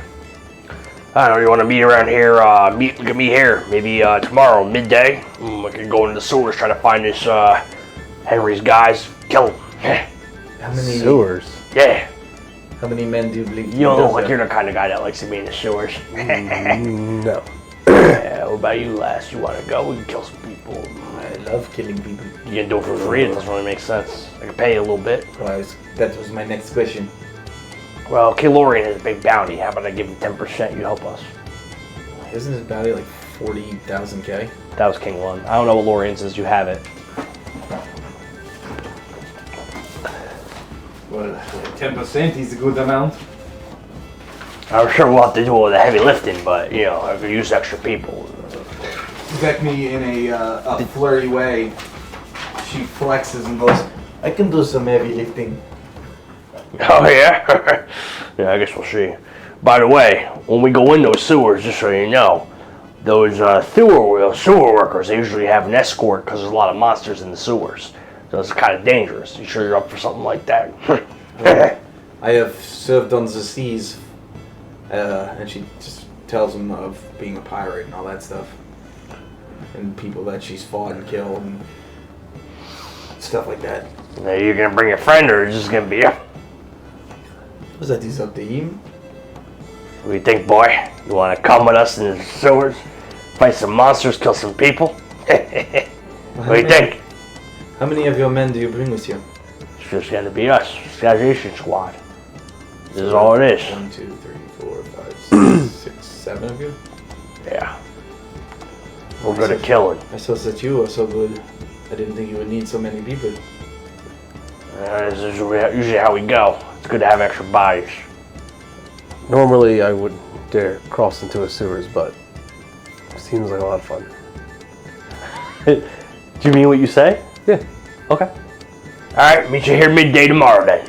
Sounds beautiful. How many games of roulette were we able to play? I would say there's about 4. I think Maybe we played 5? 3. I think we played 3. No, not how many we played, but how many were we able to keep playing if we put 20 pieces on it? You said it was like 30 or something? Oh, yeah, you can make 30. If you wanted to do it all throughout the night, you can make like about 30 gold. Well, that was... How many rounds did we actually get to play?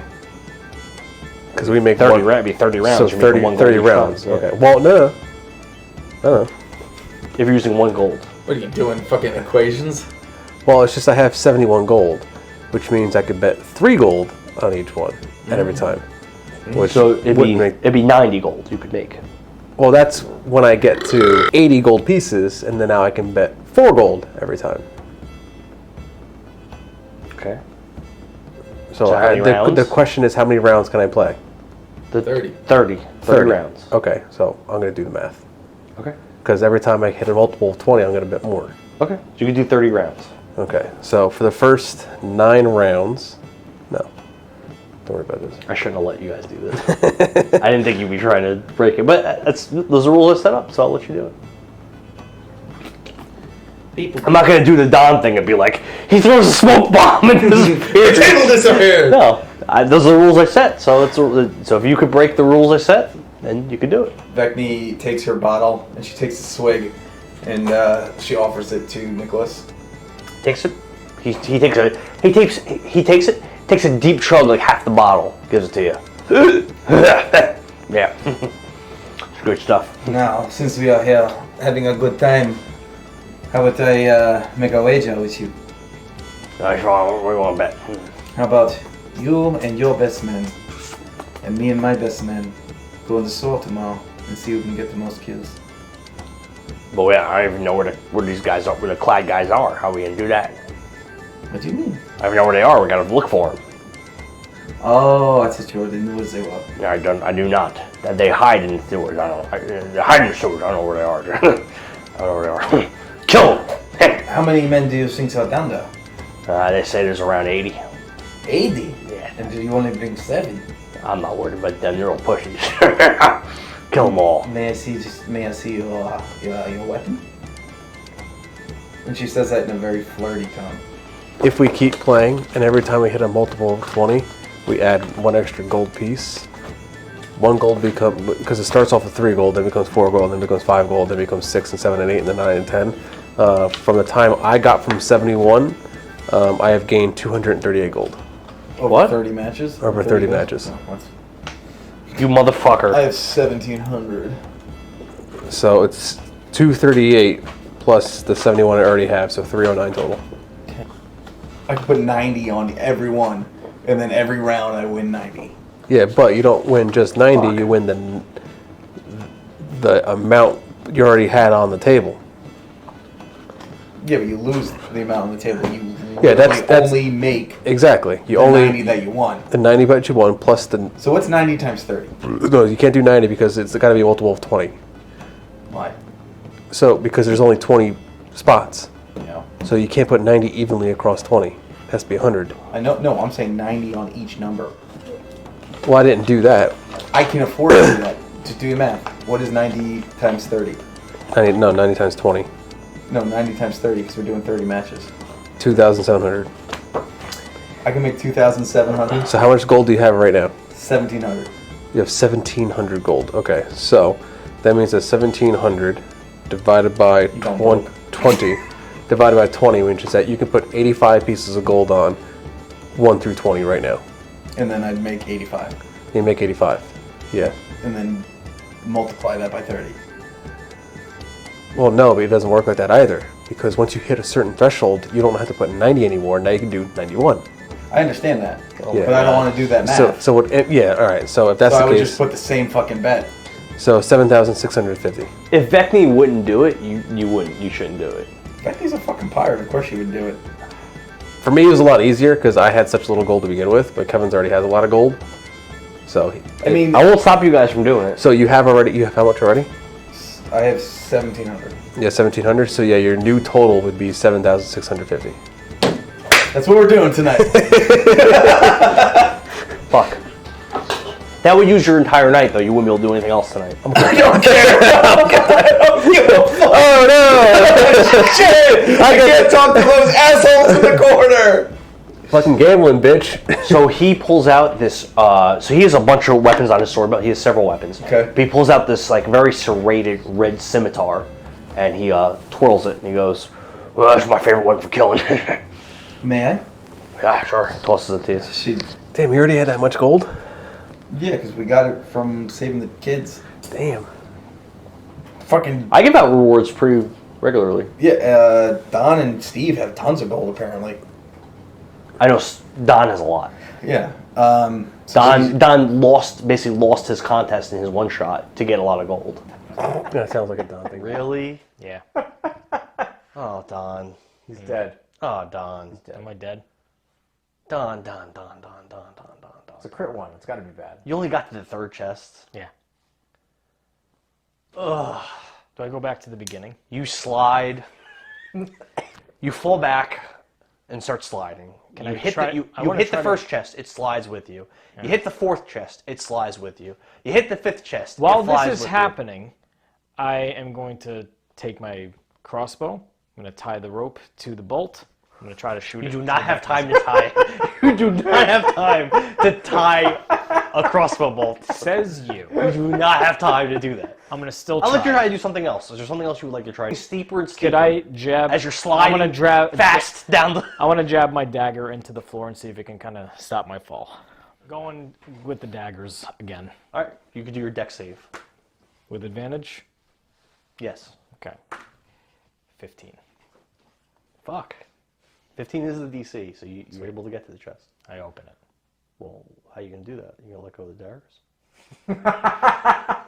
One of them, yeah. Make another deck save. No, I'm just kidding. You're able to open. The chest's unlocked. Okay. I open it. Inside, you really made it all the way there. There was 1,000 gold pieces. Oh, sweet. It's a lot of gold.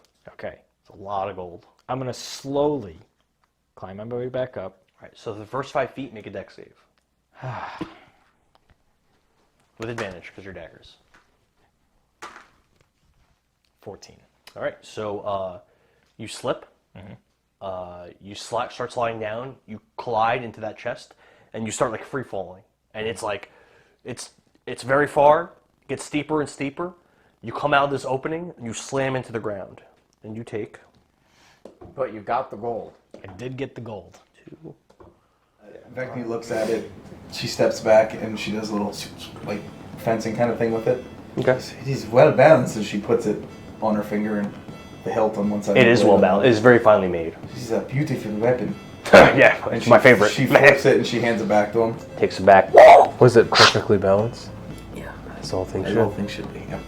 And she reaches back and she pulls out her barbed whip. And she goes, "I am a fan of these." He takes it. I used to kill with a whip, but it's pretty nice. Probably inflicts a lot of pain, right? I like it. She takes it back. I like it. And then, shall we continue playing? If you want, let's play more. Vekni, that's max. So how much you guys, if you guys do the exploit that you guys described, how much you get each? Oh, I'm at a total of 309 total. So you gain 309. What do I get? I already got rid of it. It was like 7,250. So you gain 7,000. Well, no, it's not that he gains. His new amount is that. Because he already His total amount of gold. Yeah, his total amount is that because he already had this Okay. the 1,700 he had to use to bet. So yeah, so he gains. He goes from 17 whatever to. Technically, it'd actually be more than that, but he just did easy math. Yeah. And by the time you guys are done with that, so slowly everyone's clearing out and going upstairs to go to bed.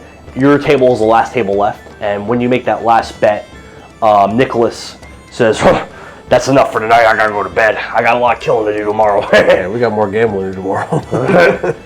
And him and his men, they actually don't go upstairs. They leave the bar. This is why I'm in roulette. Not only is it 32, but you have the 0, and the 0. That's why. Well, you got it. Yeah.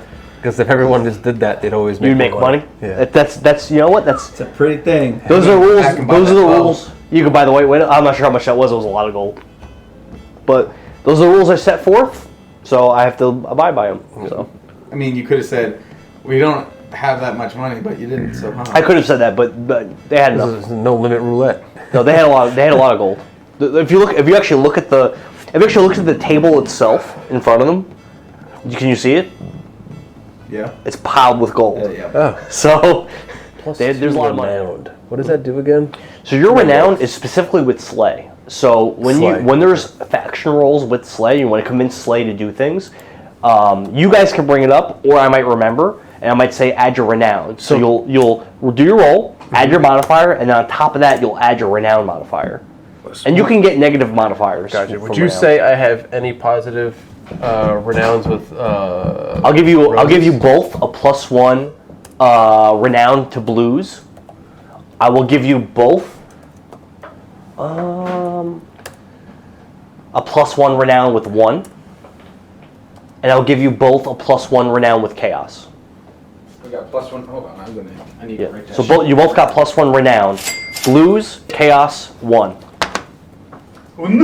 I haven't even opened the Miller you gave me before. You said chaos, right? I was drinking a White Claw. What are you waiting on? It's White Claw. There ain't no laws on Claw. Hold on. Renown with chaos. Chaos, Slay. blues. You should have +2 renown with Slay. I have +3. Oh, okay. And then +1 with blues, 1 and chaos. Yep. So Vekni explains in the morning to Sorin about why she wants to follow the assassins into the sewers. Because, they want to assassinate Queen Inez after this. Finding Prince Lorien might be beneficial. Do you think they would find it suspicious if we brought our own group of men with us too, to help? And use them to help? Perhaps. Who would you be? Well, we have the 2 groups over here we need to get out. Well, I'm sure they have seen the one soldiers and the sleigh soldiers. Oh, these guys can freely walk out anyway. They can't, so we have to still figure that out too. Well, we don't have a faction. We can walk out. No, We're no. meeting them here at noon. No, what I mean is, last time we were here, we planned on grouping up as many people as we could and then sneaking them out of here. Yeah, but I think we were going to discuss that today after What we everybody need- sobered up. Yeah, and what we need to do is find out where the secret exit is with these guys. Because they know of one and we don't. They told you they were going to get you in there. I think it was going to be the next day. Yeah, They that told would you. be the easiest way to get them out, is getting the secret exit from them or bribing a high-ranking guard out of the city, which is what you and I discussed last time. Yeah. Because suggestion. So who are we breaking out? It's these 3 Yeah. factions? Yeah. And they're going to help us get into Frank Mandrake's. And we got to Yep. figure out when we're going to get there. And we're going to tell Garagas that we talked to him. Yeah, because- and some of them have their own path that we're not following from the 3 groups, but we told them that, we got to get them out. yeah, we got to get them out. Yeah, We're going with them to kill Frank. Frank. And then they are going to help lead these guys out. Yes. Because they're on a mission to kill... I think they're both on the mission to kill Frank Mandrake. Right? Yep. Yeah. Yeah, but And those, chaos. yeah, And Frank. And all- the Wizard Man.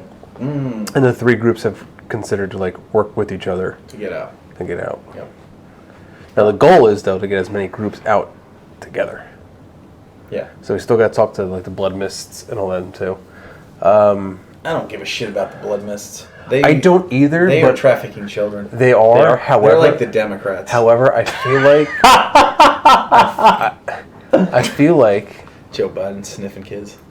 my character would love to get to know them. Would love what? To get to know them, because one, I'm all about building alliances of any kind of faction, but also at the same time too,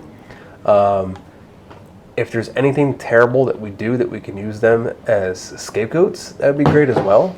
Wait, didn't we do Because- that in Queen's Grace? Yes, because I've also thought about. that chaos? I also thought about marrying that dwarf girl, and then killing her, and then blaming the Blood Mists on it. Is Blood Mist what's yours is ours? Yes. Yes, Okay. I spilled beer. Oh, come on, man. because In if I your own home. marry her and then I kill her, I become a part of the family, but I don't have to be with that troll bitch no more. And then I can convince the father to seek loyalty and swear vengeance on the Blood Mist. So I was thinking about that. Do you say this to Vekni? No, I say that to Kevin and Dan. Oh, because Vekni is not about the Blood Mist because of their trafficking children. But if Sorin is about it and explains it, I mean, Vekni's easy. Because I do mind manipulation. That's my You thing. still don't have any damage to you. I do now. After my last thing, remember I took Magic missile? I took Magic Missile, Silvery Barbs, That's a good one. Dragon's Breath, and I also took... Oh, I'm sorry. I forgot I had the spell. Before my long rest, can I take an hour? Oh, actually, I can do it during my long rest, right? I can wake up and take an hour of my time to do something without interrupting my long rest. What are you I don't know doing? what you're trying to do. Something you're I familiar don't know how wizards go. I don't play. I want to cast my Find Familiar. It takes 1 hour and 10 minutes. Yeah, you get up an hour later than Vekni. It's fine. I sleep for 4 hours. You get up 5 hours Okay. later than Vekni. So as a ritual, I'm going to cast Find Familiar, Okay. and I'm going to have a very deep black owl as part of my character now. Okay, and then on his An owl. on his legs, are going to be 2 like gold bracelets. So it's like this black owl with 2 very bright gold bracelets. Okay. But like you can tell, like the the black feathers in the owl are like pristine. You know, like everything about it is just like almost like perfect. Almost looks like the just as perfect as perfect. Not a single ruffled or broken feather. With the 2 little gold anklets, you know, around it as well. But everything about the owl is just like jet black. Even the beak itself is like a black color. The beak is black. Yeah, cool. I'll find something. I think an owl has like 3 HP, It does. but it has cool abilities. The 2 big things about it is 1, flyby. The owl does not provoke opportunity attacks. Yeah, and when has flies night vision too. Or keen dark vision. hearing and keen sight. The owl has advantage on wisdom perception checks that rely on hearing and sight. It has dark vision of 120 feet. Ooh, that's superior dark vision. Who keeps burping? Because once again, Noogle said That was it's me really that sexy. time. Oh, well, Joe, Noogle thinks your burps are sexy. What's up, bro? Armor class is 11. Hit points is 1. Shit. Yeah, but you can recast it, and he can cast. It can cast spells. Yep. So touch It spells, I think. can cast. No, it can cast any spells. It can cast any spells, including touch spells. And think it it's can gonna give people. When Vekni gets up, she'll go downstairs. So in the stairwell, you see Blackwyng standing there, seemingly waiting for you. Hello, there, Blackwyng. Hey, yeah. So Sir Trentham, he set up the thing for you. The one guys and the sleigh guys and the Frank, they set fires in a residential area. All the guys from the barracks, the Forte barracks, they're all heading over that way. Now's the time to try to get in there. You go walk right in through the front Wait a doors, minute. it should I be thought open. that we were talking about it in the morning. That's what they told you.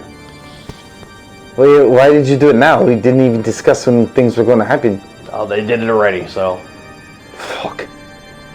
I'd say you only have about 25 minutes before the Forte start heading back towards the barracks, so you better make it quick.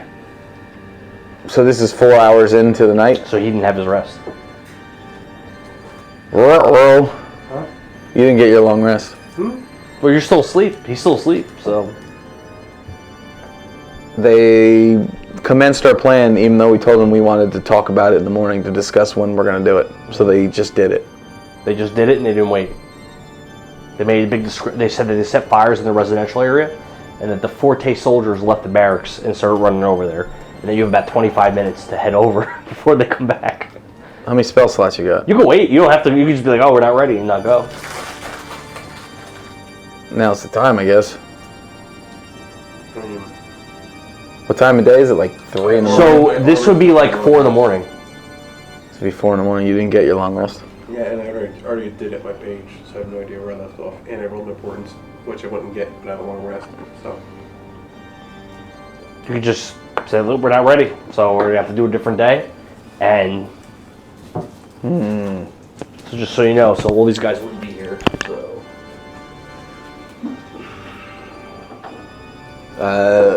Vekni looks at Blackwyng and says, "Where is Trenton?" he's with the guys making. Well, we can say that he's still here in the bunker. So he's helping the other guys make a distraction to get all the Forte soldiers to leave the barracks. So what is it? Just you here? Yeah, they since I didn't really want to help, they left me behind to tell you that they started the plan. So then, are you going to lead us to the barracks? I guess, sure. I'm not going in. I can bring you there. And there's nobody else in the bar but him? I don't know. The Purple how Knight? about the people that couldn't even get out? Well, they can go to a room. They would go to the room and go to sleep. So I would say these guys are all out of the bar, period. I would say these guys probably went upstairs. They went upstairs to go to sleep. They went upstairs to go to sleep. They went upstairs to go to sleep. Went upstairs to go to sleep. Went upstairs to go to sleep. Same thing. So it's just. So it's basically just Blackwyng. Man, really fucking Joe over. I'm fine. I got my level up. Well, they did a plan. They just didn't fully listen to you guys. Vekni is just like, she's like, I saw this we were talking about in the morning. Why did they rush? I guess they saw a good opportunity to do something. I don't know. I know that when they all went in that corner, we're all talking. They were so excited, and they're all hyped up. They wanted to go do something. I mean, I don't give a fuck. I think that they're all dumbasses trying to work together. Why? Why do you feel that way? Because all those guys that slay, they're all stupid. These one outsiders, interlopers, they're all dumbasses. The only person that really I like to listen to, the only person that actually comes up with good plans is the Messiah, Hainsworth. The rest of these guys, fuck them, but whatever. But Sir Trenton wanted to listen. You can't get out to Hainsworth without this happening. I can leave whenever I want. I just take off my essentials off and leave. Let me ask you, wouldn't your master be happy if you to have killed Frank Mandrick? Sure. Wouldn't you like to please your Messiah? Of course. So then you should be interested in doing this plan. I'm not going to barracks. That's fucking dumb. Why? There's so many soldiers. Frank Mandrick himself is probably strong. I'm just not down for that. This is damn fucking our plan up. But they listened to you. They made a distraction. So if you guys want to go, I guess now's the time. Is Trenton going to meet us over there? I would imagine he's already in there. In the barracks? I guess. Help me to go get Sorin. So she runs upstairs and barges in and says, Sorin, wake up! You're really gonna wake me up? Yeah. So you're only 4 hours into your rest. So you did not get. If you were gonna get a level up, you didn't get it. If you get a short rest. Spell slots back, you didn't get them. You got a short rest. You didn't get a full long rest. I mean, they're fucking everything up. They did. For you? Not for me. I'm fully rested. This is king sight right now. Is it king sight? Yeah. I don't have my port, like nothing. So I know that I haven't done it yet, but I know that the wizards gain like one spell slot back when they take a short rest. Mm-hmm. I know I didn't use my first level spell slots. You only used suggestion, if I remember correctly. Yeah, but I used it twice. So then you get your. So you're only missing one spell slot. Missing one. Well, now I am, because I got to put one back with a short rest. I know I didn't take any damage, and I got to get rid of my portents. Essentially, is what happens. So you're down one spell slot. It's not a big deal. The portents are a big deal. It's like everything. Portents are. Yeah, and I just rolled a 19 and a fucking 2. Yeah, it was good. Vekni's like, these idiots started the plan before we actually discussed it. Wake up. The time to act is now. I don't want to. Vekni reaches down and starts pulling your ear. Oh. Get down!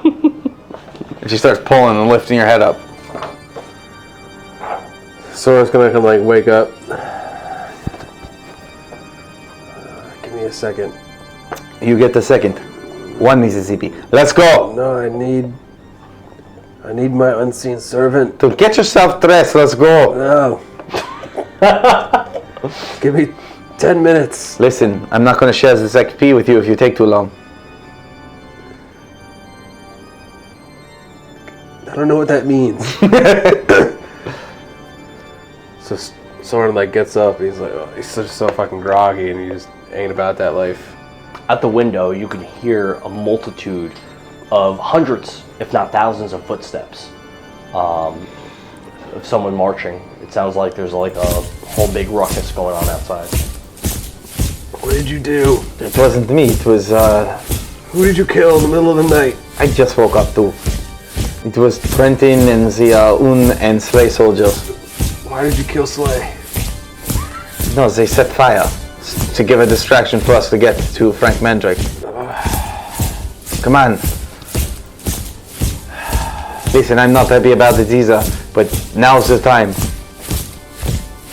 Okay, but today you're my concubine. Deal. Let's go. And yeah, Sorin gets up and receives none of his benefits. Sorry. But he does take a short rest and he gains back 1 spell slot. Okay. It's like a wizard thing. I know it's at least 1. I know it's something like that though. So you're only 1 down. It's not a big deal. And you cast your Find Familiar before you went to bed. Yeah, I'm gonna put it in a pocket dimension. That's what's cool. You can like summon it and disappear. And in the dark, you can Yeah. put it on your shoulder and see through its eyes. I was reading it when we were hanging out, so yeah, I'm gonna put it in a pocket dimension for now. Okay. So we run downstairs to Blackwyng and we're like, let's go. Yep. When you run downstairs to Blackwyng, he's gone. What the fuck is going on? There's actually nobody in the bar at all. Not even the bartender. It's just empty. What did you do? What the fuck? I didn't do anything. I just woke up like I told you. So she runs out to the front door and she opens it. Okay. What do I see outside? Just people going crazy? From where you are, you actually would not see the soldiers from Morgan's Tavern, but you hear a commotion. You hear, it sounds like softly in the distance marching, and you could see a faint glow to your left, which would be the northwestern part of the map. Mm-hmm. You could see a faint glow of what's probably fires that were set. Vekni, So who's doing that? that was Slaying Trenton, Frank, Slay, and and Frank. and All them assholes. Chaos. Fucking shit up. So the people that we got together? Yep. They went off without us. To make a distraction so you can get into the barracks. Well, I guess it worked. Vekni pulls off her hat and hangs it on the coat rack, and then she will throw the blues cloak on. The cloak you got from Manuel, right? Yep. She goes, let's go. And she runs out the door. Let's go. And as Sorin's running, you can hear the Oh, you can minor illusion a blues cloak on or a forte cloak. You could. Can I? Mm-hmm. It's a very powerful spell. So would I just make it appear as if it's tied around me? Yeah. Okay.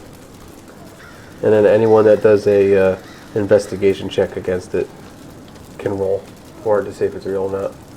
But Okay. yeah, I'll do a. You're gonna do a blue rose one. Well, I'll do the Vigor one.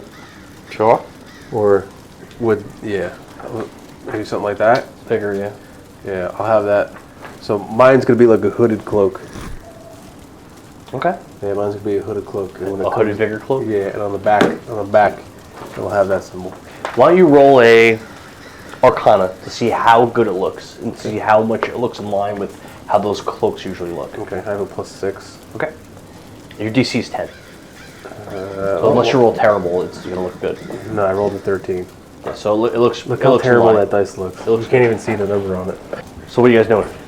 I'm going to start heading towards the barracks. Okay. So you see Forte soldiers. They're unkempt. They're not really marching like in line in an orderly way, but they're just like hurriedly rushing towards the direction of where the glowing light is in the residential area. Okay. Yeah, this isn't Queen's Grace. These guys are not sentries that are like well trained. They're just like fucking like fucking. You ever see like? I worked in the Department of Corrections. You ever see a jail guard? He's got like a regular shirt on, and he's got like his Class B pants. I have not. with the but stripe. I'm Okay. going to say yes. Sloppy as fuck. Like what the bro? Really? Like for Like, let's say like a security guard in Walmart. sure. Okay. Like bro, really? That's how they look rushing to this fire. And you reach the front doors of the barracks. Do I see any of our allies? No. Shit, where are they? Is there any way you can contact them? It is quiet outside the barracks. Like it seems like it might be potentially empty or lowly staffed. Contact no. Fuck. Where are these idiots? She says that they could get us in here. Aren't we in here? No, we're outside. You're right outside the front door of the barracks. If you look on the map, in the bottom right of the map, where it says Forte Barracks, you're in the front gate. Okay, so front door. so we can't get in. You haven't tried. We haven't tried. Open the door. I mean, I was trying to see if any of, the 10 guys that we had were around. we're just gonna knock on the door. Oh, I don't want to knock, and I'll grab the knob and see if it opens. Yep. Opens. So she opens it enough to peek in. You look in, you see on the left and on the right, there's lines and lines of double bunks, and there's like foot lockers in front. And it's pretty sparse in there, but there are people in there. And it looks like they're like hurriedly getting dressed, getting their like weapons and shit, putting their like uniforms on. There's not a lot of people. Do I notice anybody with the blues garb on? No, they all have Forte uniforms. So, these are all Forte uniforms? Mm-hmm. So we're just like going, let's go. Forte and Blues needs you. Smile, Forte.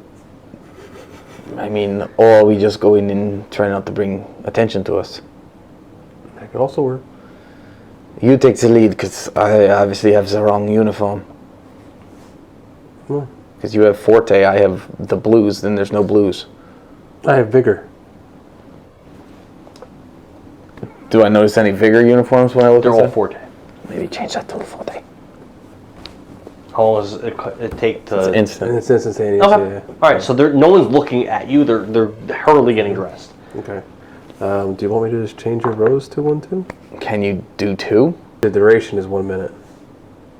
So you'd have to keep doing it to yourself. Yeah. Not just you take the lead and have a follow. Okay.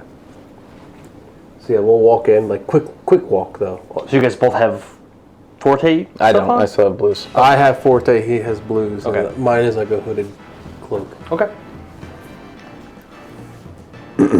So are you trying to hide? Are you trying to, like, what are you trying to do? I don't know. Important. I don't know. We're trying to make it past, not hide, but not be noted. Not What are we trying to do in the barracks? or get to Frank Mandrick.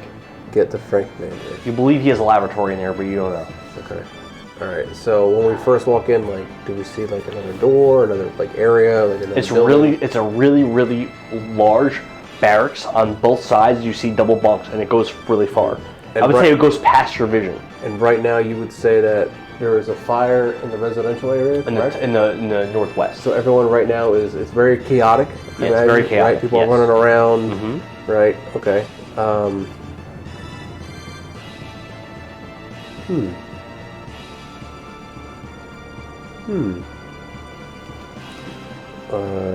All right. Well, I don't think we're gonna get noticed anyway right now. Okay. So when we first walk in, where does it look like we need to go? So there's like straight ahead. There is a clear walkway to get to progress through the barracks. Mm-hmm. Left and right, every few feet there are double bunks and foot lockers. And So everyone- if you just walk straight, you'll get towards the back of the barracks. And everyone's aware there's like fires currently inside the city. Everyone that's in there, and there's not a lot of people in there, but it seems like they're maybe they just got called into work, and they're like hurriedly like putting uniforms on, getting their shit together. Like they're very preoccupied. Are there any Forte uniforms like just laying in an open footlocker that Vekni can grab? No, but there's many foot lockers where there's no one near them. Vekni's gonna run over to the closest one. Ditto. Okay. Roll an investigation. Same. Dan. Same. You both. 15 plus whatever. Okay. What is 12 total. 12 total. I'd say those rolls are well high enough. So, in both foot lockers, you observe clothes, underwear, junk, and old, faded, like they're backup Forte uniforms. Vekni will quickly put on one of them. What kind of uniform are we talking? Like Like boiled leather. Is it like a tabard? It's like a covered tabard? Yeah. Alright, Vekni will just throw hers on. I'm probably gonna stick with the cloak. Okay. All right. So you're able to do that, and you're not drawing any suspicion because that's what everyone's doing. So if you're opening the foot locker, grabbing the uniforms and quickly putting them on, literally everyone that's still there is doing that. So you're not being suspicious. Yeah. You don't even have to roll. Yeah. That's basically what everyone's doing. Yeah, I'm not gonna take my nice clothes off to put on these tattered leather clothes. Okay. When I already have a Forte Vigor- robe? Yeah, Forte robe. Okay. Yeah. So you're able to do that. Do I find anything else inside of there? Or? There's no like weapons or magic items inside the random. No, but are there other foot lockers that haven't been investigated? What was your roll? 12? Yeah.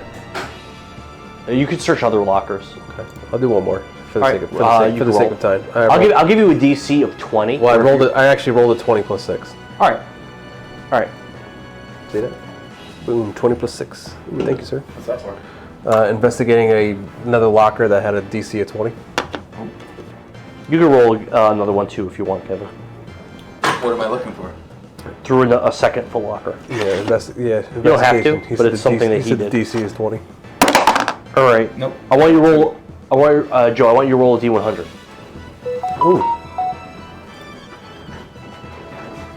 I don't have that on here. Okay. Is it okay if I just roll like 5 20s? And then just add the total? Here. You have a D120? Here's a 100. Oh. And here is a 10.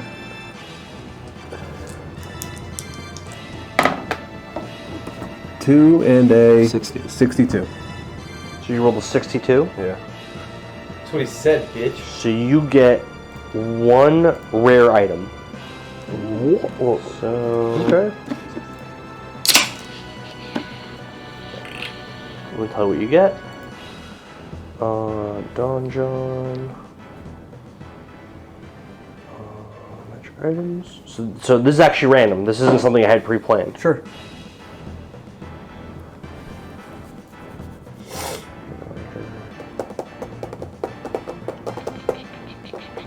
I wasn't planning for you to find items here, but Well, I appreciate it.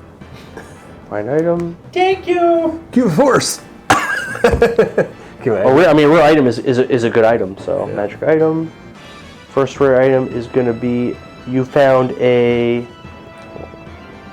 arrow catching shield. Nice. Whatever that does. That's what you found. You get a +2 bonus AC against ranged attacks while you wield the shield. Nice. So this bonus is in addition to the shield's normal AC bonus as well. Can wizards have shields? I don't Probably not. I don't know why not. That's what you found. In addition, whenever the attacker makes a ranged attack against a target with 5 feet of you, you can use your reaction to become the target of the attack instead. A shield is made from wood or metal and is carried in one hand. It's a wood one. Wielding a shield increases your armor class by 2 if you can benefit from only one shield at a time. Had no plans for you to find a magic item there, but your roll dictated that you did. I rolled a 2 if it makes you feel better. It does not help you. But it's fine. Vekni just like kicked open a box because, Fuck it. yeah. She's like, she looks at you as you pull the shield out. She's like, put it down and let's go. So I get an armor class of 2. You have plus. to attune to that anyway. Yeah, but I also get an additional +2 against ranged attacks. Pretty slick. I had no plans for there to be a magic item there, so. But he rolled. He You said rolled it's this made 20. you said it's made out of wood? Yeah, it would. Does it look like good wood or shitty wood? It looks fancy. It's old. It looks like a family heirloom. Okay, cool. So Vekni's gonna keep heading toward the center of the room. All right, so you keep running, and the barracks is a huge building. And when you get to the end, you find nobody stops you or anything in your Forte stuff. When you get to the end, you find an oddly out of place metallic-looking door. An oddly out of place. What do you mean? How's a door out of? Because it's metallic, and you guys are in a fantasy world where things aren't really made out of metal like that, especially not doors. Oh. It doesn't look iron. It doesn't look like an iron, like dungeon door. It looks like a more, like, modern, like futuristic metal door. Is there a knob? Yeah. Or a handle? It's a handle. Vekni will reach for the handle and grab it. When you pull on the handle, you hear this like steam release, and the door opens. I am going to have my shield, by the way.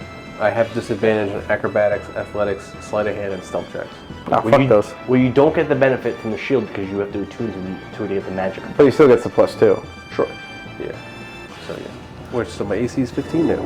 Yes. And it's 15! Yeah. Hello. Indeed. Indeed, good sir. Vekni opens the door and hears so she quickly lets go of the handle And then she peeks inside. You can see that it's a really, really large and long room with all white walls, floors, and these odd steel grated walkways that are over some kind of a weird flowing orange liquid. Is it lava? You don't know. Roll nature. Your DC is a 14. Nope. So you don't know. Are there any other doors or hallways from where we are? It's just a giant room, really long. It goes far down. No, I mean like I'm still standing outside of that room. Mm-hmm. Is there anything to the left or right? No. There's a barracks. There's a barracks with just bunk beds, foot lockers. And now at the end there's this metal door that has this Was there a sign on the door or anything? No. I'll go in the room. Okay.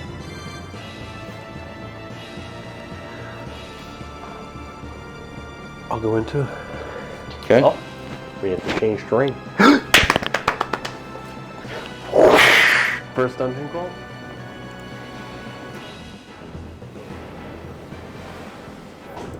This terrain change brought to you by Miller Lite. I don't know what camera's on right now. It's brought to you by Miller Lite, ladies and gentlemen. Now it's been a while since we got dropped a sponsor spot. Miller Lite, we're still looking at you. And the door was unlocked, and we have Forte uniforms on. So, Vekni what could possibly go wrong? Yeah, everything. So walk to the end of there. Okay. So when you cross the first walkway, you see again that there's this more white floor, and there's heaps of there's like this pool of that orange liquid right in front of you, and over to the right, past it, you see that there are heaps of books. There's these pure white desks and pure white chairs, as well as these on the left. There's these strange metallic suits behind this appears to be like a glass window of some sort. So you see books and bookcases and a desk over on the right with all kinds of paperwork, and on the left you see these metallic suits behind. Soren's gonna have his owl come out. Okay. And fly. How high is the ceiling? It's fairly high. It's higher than it was in the building. I would say in the main part of the barracks, it was only about 7.5 feet. 7.5 feet tall. Here it's about 10.5 feet. It's very tall. Hey, question. So if you use the full flight speed, doesn't your character fall or something? No. No, well, that's just no, it's stupid. No. Okay. So Soren is going to use his owl and fly out as far as it can and kind of go up as high as it can. Okay. So 10.5 feet. Okay. Yeah, and then he's gonna see through its eyes. All right.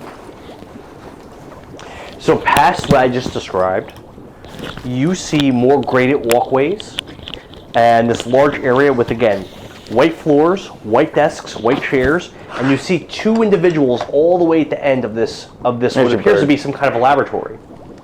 One is a human man dressed in this really strange metallic-looking garb, and he has his back turned. He's writing furiously in some kind of a book. How many feet? And there are That's where they are.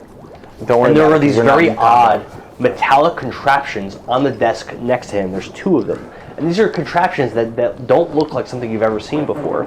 Next to him, the other individual, is this enormous female lizard man. She's wearing this pink muumuu. Oh my god. Her skin oozes with pus and is covered in warts. Titties. She has short blue hair, exposing this sweaty, pox-ridden scalp. Her face and snout are oddly flat and misshapen for a lizard folk. She's fat. Her teeth are green, yellow, and rotting. She's fat. She's rubbing his shoulders and whispering in his ear. Is this water? It is that orange liquid that I described. Oh, okay. I don't have orange tiles. I got you. So, when you're in your familiar, you personally cannot hear anything. You cannot see anything. You see and hear through your familiar. What do you mean? You, Sorin, cannot see or hear anything from Sorin's body. Yeah, from where I am back there, I can't. But I can hear and see everything up there. Yep. Yeah, it's like,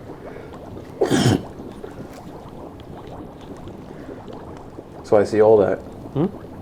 Okay. Do I hear anything? Can you hear? Yeah, they have superior hearing. Okay. You hear that female lizard folk. She's speaking Draconic. Can you speak Draconic? I cannot. However, I can. Do you want to burn a spell slot?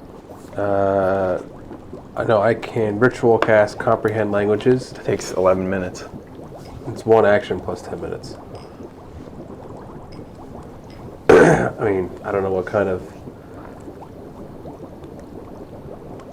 time constraint we're up against here. I don't either right now. Blackwyng did tell you that in about 25 minutes they would probably start heading back. The soldiers. We're in a very tight time restraint. Okay.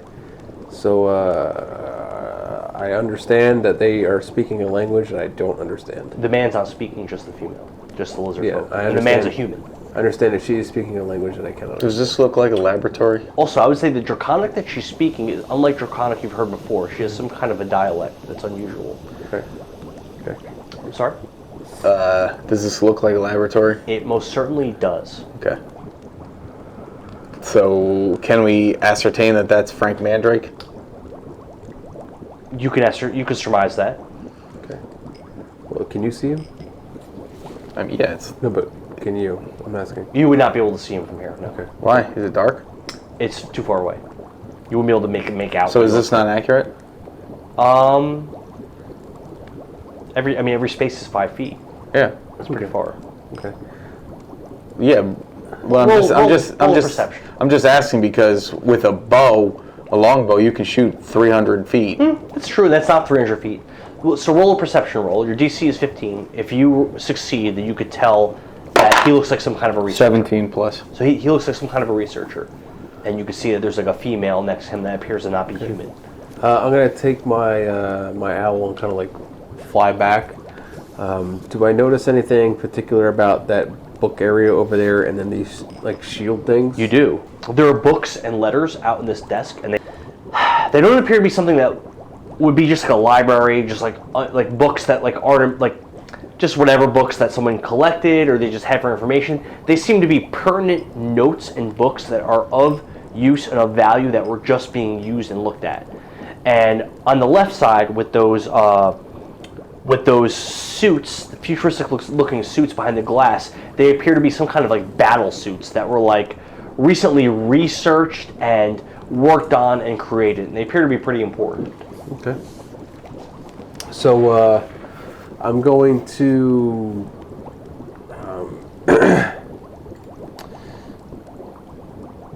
And there's 4 of them. yeah, I'm going to call my familiar back to me. Okay. And then I'm going to stop looking through its eyes and using its ears. Okay. So it kind of like brings me back to kind of like where I am, Okay. you know. And then I'm going to walk to Vekni and let her know everything that, you know, I was able to see through my owl. Mm-hmm. And it's broken. I pulled a Joe. Your door fell down. Vekni is going to say, I believe this is the laboratories that we were told about. Perhaps we go together, and he's going to stick out his arm like this. What do you mean? I don't know. Did these people mean us harm? We are here to kill Frank Mandrake. Yes.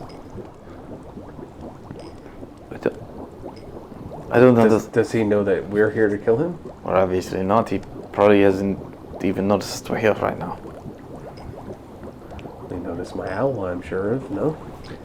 He never turned. He was writing, like I said, he was writing furiously in some kind of notebook, and she was rubbing his shoulders, whispering in Draconic in his ear. Okay. Is that something we're looking to do, or should we talk to him first? Talk to him about what? Maybe he'll kill himself. What? We need to know where Marigold is. We don't have to know that. We can tell that stupid buffoons that we talked to him and he doesn't know. This is true. But I've always been one of polite manners. Yeah, but you're also an asshole. Well, I've ever been an asshole.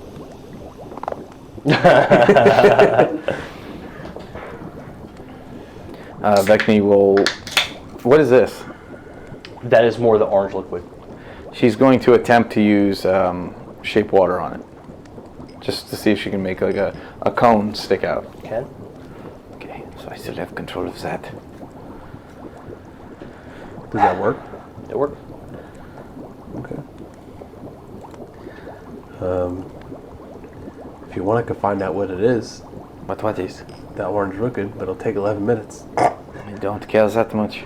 When I look down that way, is it just the candle that you have here that's giving them light?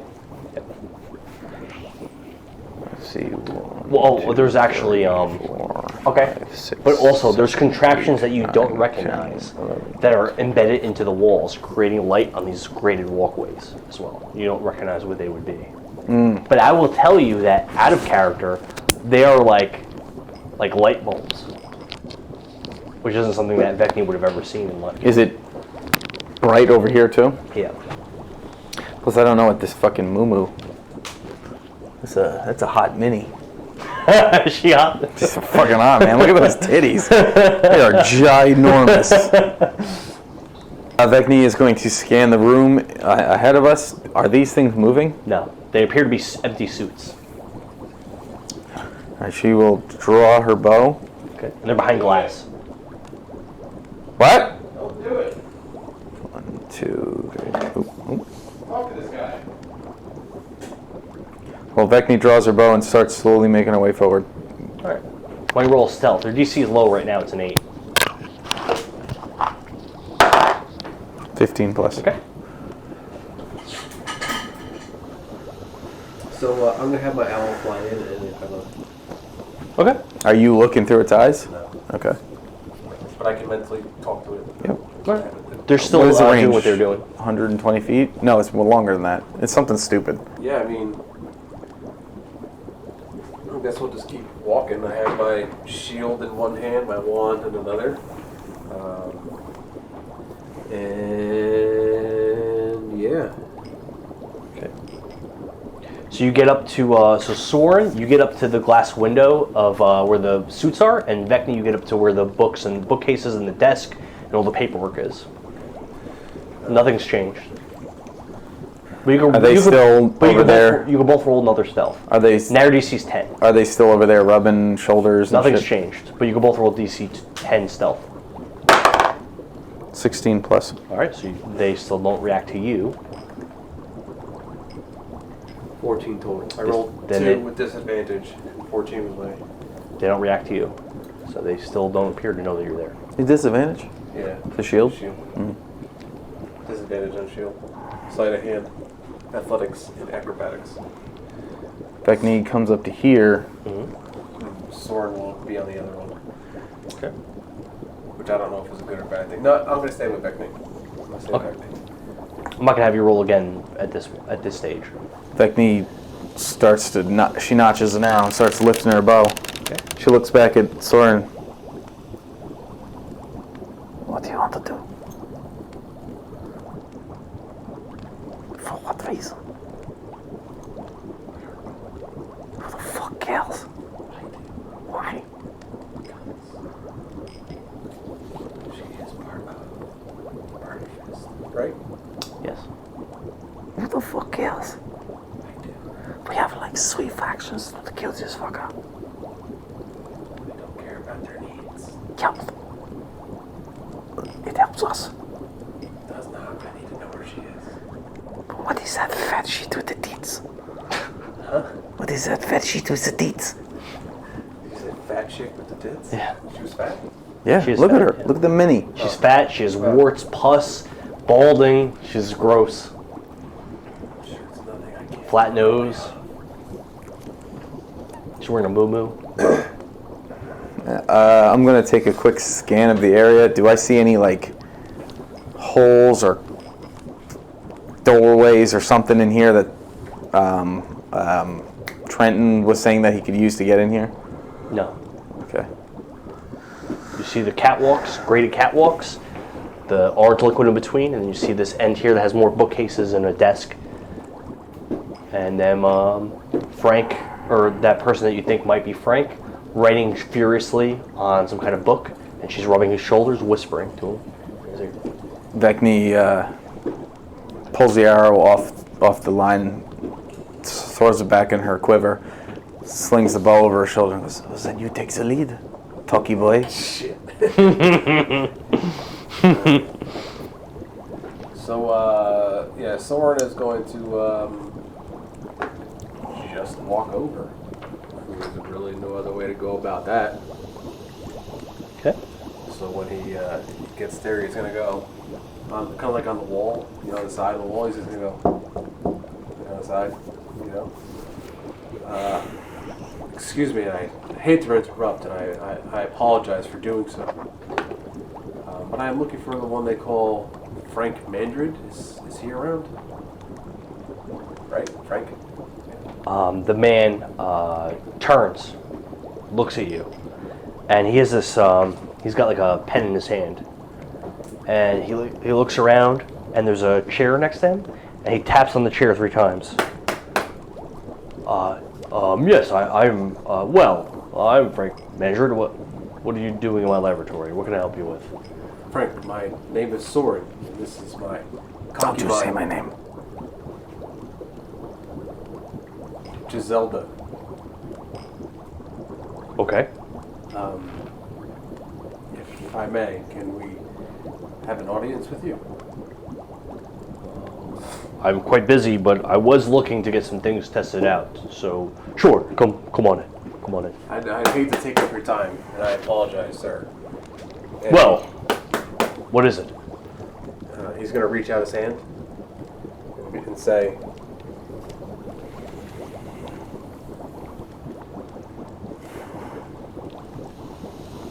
"Do you know the one they call Marigold Mandrid?"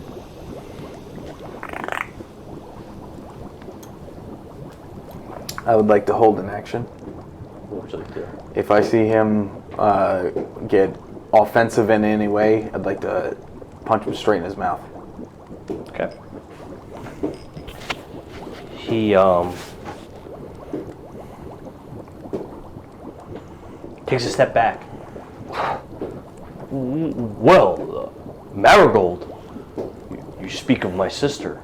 I haven't heard her name in some time. I have heard her name my whole life. What is it you need from my sister? I hear that she's back. She never left, right? She was zipped away like everybody else. Yeah, she was the boy. I hear that she is back. And she is a hero of the land I come from. Well, where do you hail from, young man? Ferelden. Yes, that makes sense. Of Thaddeus. My parents perished in Verelden, killed by vampires, and my sister helped to rid the world of those creatures. Well, I believe that she had lost her life in that conflict. There was much to believe that night. My stepfather has told me great stories of heroes, and Marigold was one of those heroes on that dreadful night where she vanquished the vampire race. Well, Uh-huh. I know that. if you could find my sister, I am willing to help you. But I have many duties here, and I would like for you to do something for me.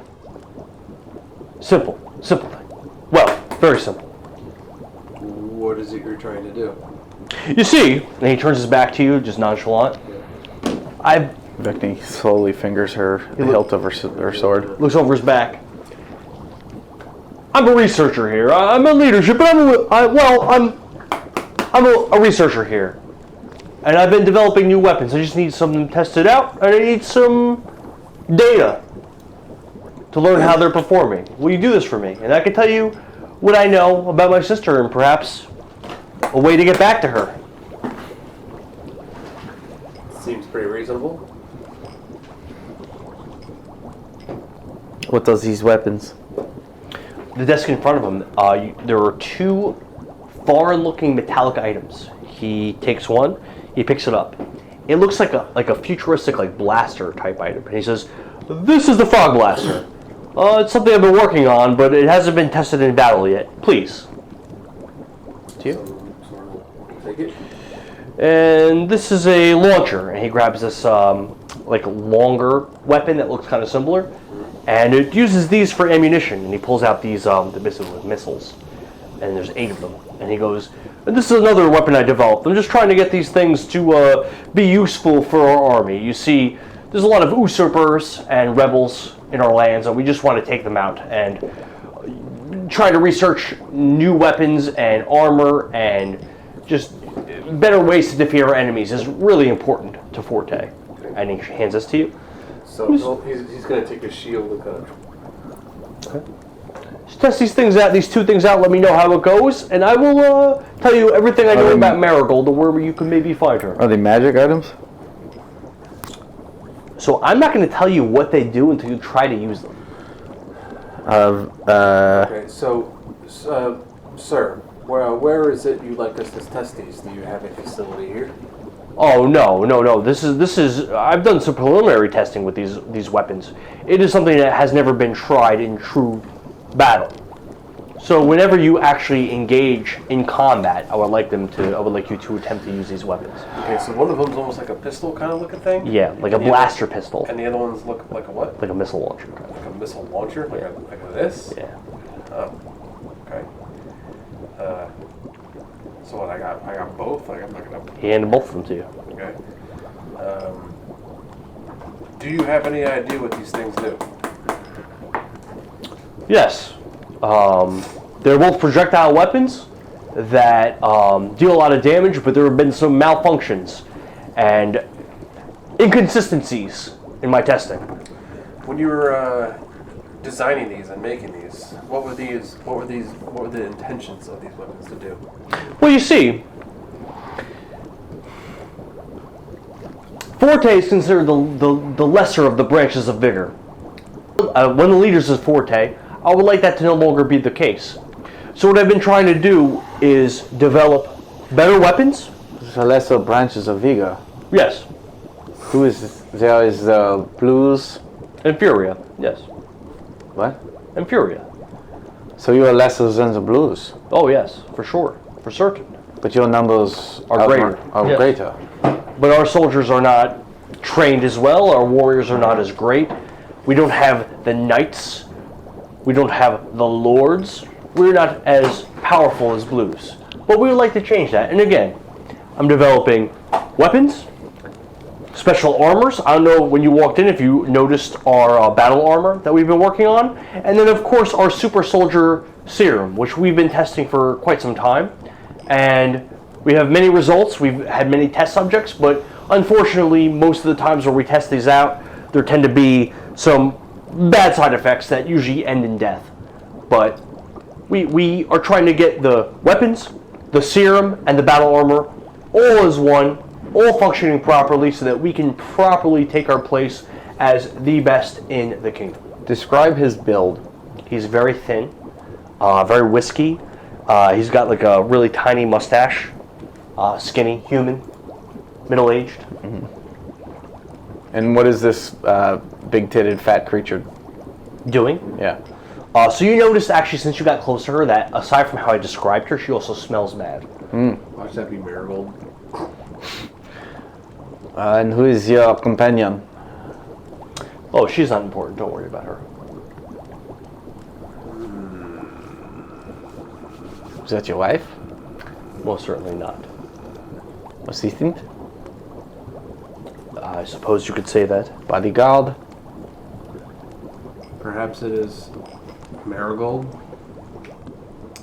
That is not my sister. Absolutely not. This is. Can Roll persuasion. Persuasion? Persuasion? Or can I see if he's lying? Roll for deception. Well, he didn't say anything. He said it's definitely not. Oh. Yeah, roll deception. Okay. Or I'm sorry, insight. Insight DC 12.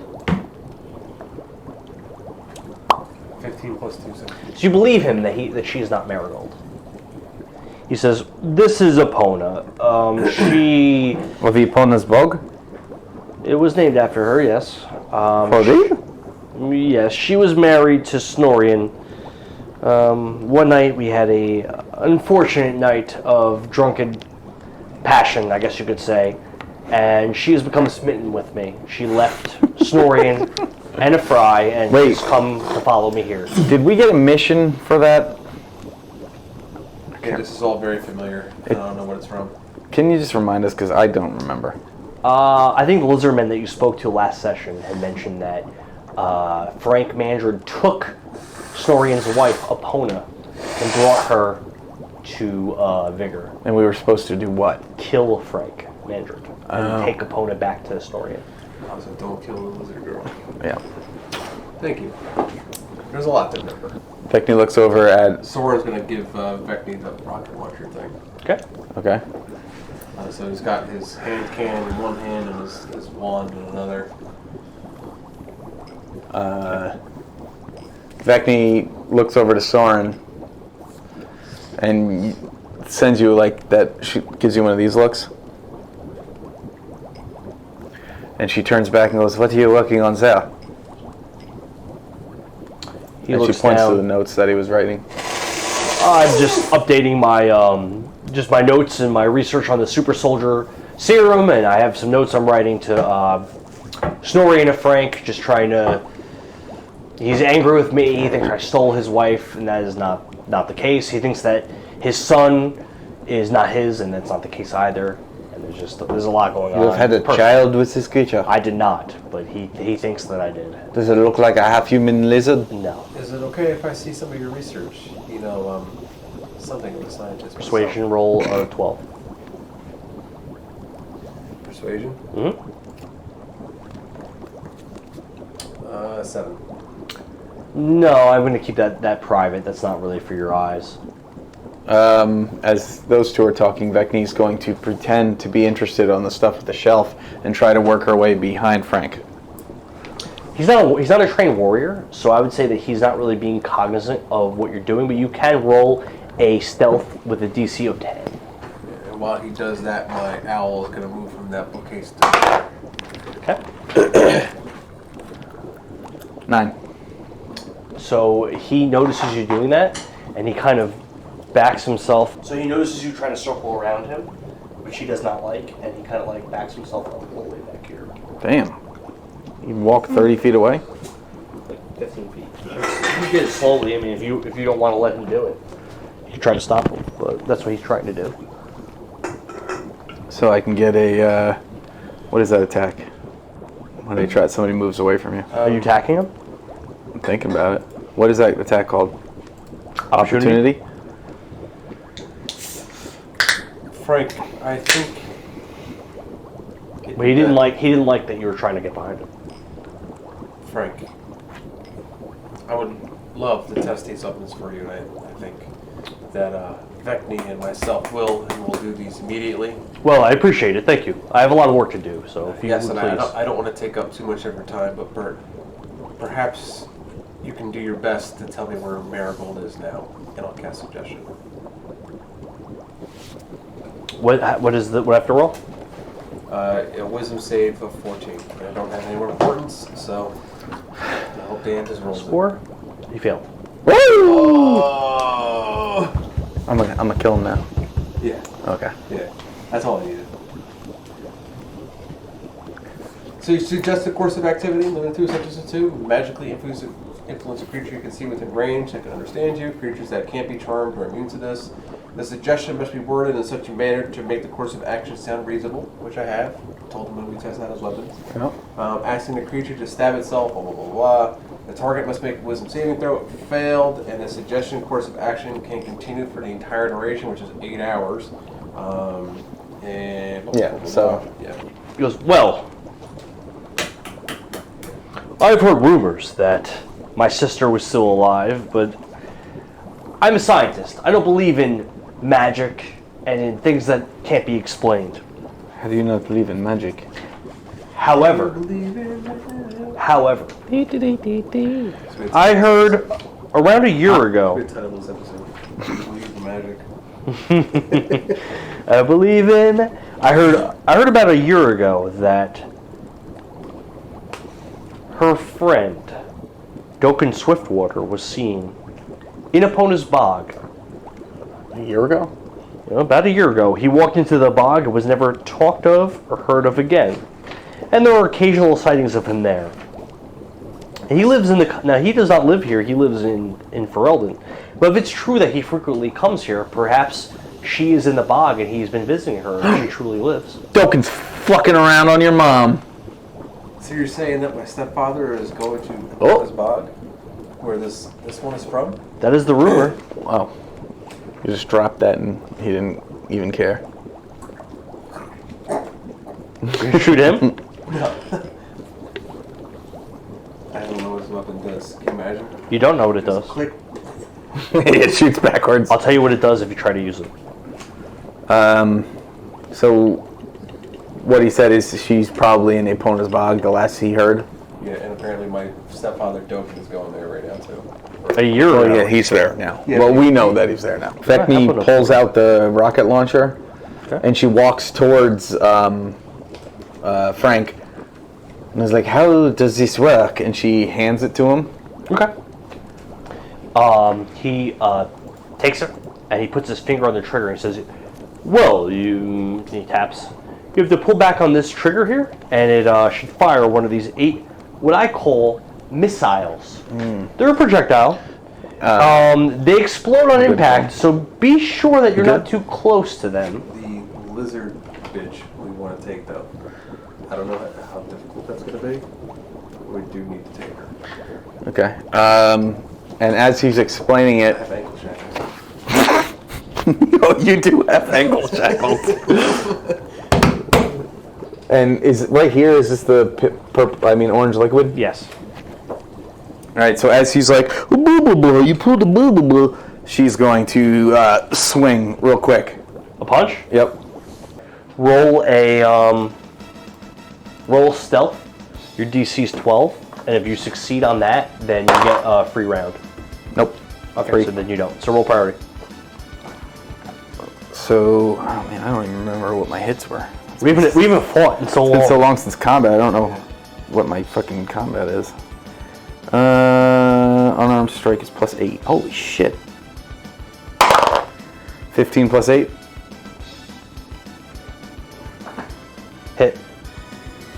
Okay, and with the hit, I will use 1 key point and stunning strike. You roll a con save of 14. Okay. Pass. Okay, second attack because I'm level 5. 19 +8. Hit. Oh, I gotta roll damage too. I'll do damage cumulatively. I will again try to stunning strike. Okay. Boy, I roll 14. Yep. Pass. Fuck! Boy, those portents would be good right now. How much damage? Unarmed strikes are D6s.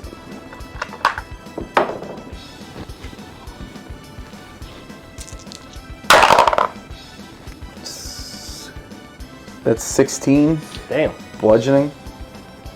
16. Bonus action, I will do another strike at you. You're still attacking? I'm a monk, shit. baby. 10. To hit? That does not hit. Do I waste another key point and go for some more hits?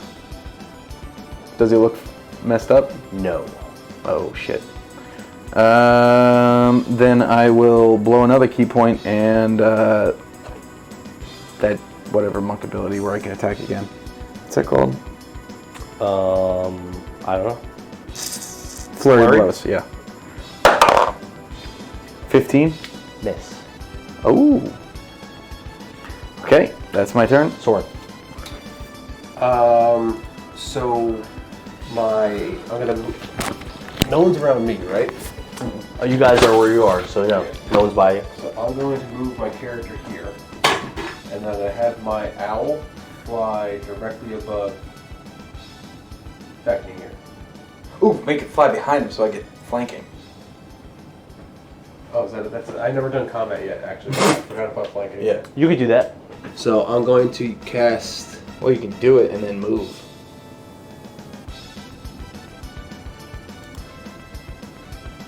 No, I'm just going to cast as a first level spell then. I'm going to be behind you when I do it. Sure. Cause fear. Okay. So you awaken a sense of mortality, and one creature you can see within range, or construct, or an undead is immune to this effect. The target must succeed a wisdom saving throw or become frightened of you until the spell ends. Okay. So its concentration up to 1 minute, and your wisdom save is 14. 14? Yeah. Fail. Okay. So he is frightened of me, and then when that happens, he sees these images of the black owl just like in his face as they like project themselves into like almost like his mental, his mind. And So what does he have to do being afraid of you? he must take his actions, I believe, like doing whatever he can to like get away from me. Hold on a second. His action? I'll tell you, hold on. Frightened. A creature has disadvantage on ability checks and attack rolls while the source of its fear is within the line of sight. Okay. The creature can't willingly move closer to the source of its fear. So you cannot willingly move closer to me. Okay. And all of your ability and attack rolls have disadvantage. Oh, that kind of sucks. It's fantastic. Alright, so I can't move closer to you. Yeah, you can't willingly move closer to me. Okay. And then my owl is also like flying behind you. And I'm going to use the rest of my owl speed to move back. It does not provoke opportunity attack. Okay. So it'll be, So you're not flanking me anymore. I guess. Okay. Alright, so I'll be somewhere around 5, 10, 15, 20, 25, 30, 35, 40, 45. And how many feet up? 10.5 feet is how high this Yeah, thing is. exactly. So 10.5 feet from that spot there. And he is frightened. So Frank taps. He goes, "Well, I don't know what's going on, but I guess I'm gonna have to kill you." Act afraid. He goes, "Well, I don't know what's going on, but I guess I have to kill you to get out of here alive." And he's gonna he's gonna pull out of his pocket one of those blasters that he handed to you guys, and he's gonna aim at Sorin. And he's gonna roll his disadvantage, right? Yep. Yeah. So his first attack is a 24. Second attack is a 22. Third attack. No, I'm sorry. No. For first attack's 24. Second attack is a crit fail. Third attack's also a crit fail. So. Woo! So first attack. Hit once. First attack. It's still not good. I'm there a plus? very squishy. I might. There is no plus. You got like 30 something HP, don't you? He has 3 attacks. Yeah, but you missed with 2. He did miss with 2. You gotta roll that D4. 1, 7. 1. I really wish I was attuned to my shield. So you take 13 force damage. 13 force. And first one is a 2, which means he drops his weapon, and Sorin, you choose where it lands within 10 feet of him. In the water. Yeah. Okay, so his blaster falls out of his hand Yeah. and flops into the liquid, and now he doesn't have a weapon in his hand. So then next turn is going to 13 be. force, you said? You took 13 force. The next turn, that was only hitting you with once out of his 3. Well, thank God. He those weapons could do damage. So then for the next turn, Epona is gonna go, leave Frank alone, and she's gonna run up behind Vekni and try to grapple her. Right? Which is a 6. You missed. She failed. Vekni. Stunning strikes. I will draw my sword. Okay. His disarm might not be as bad. 18 plus 8. I think it's 8. So that's 26. Hits.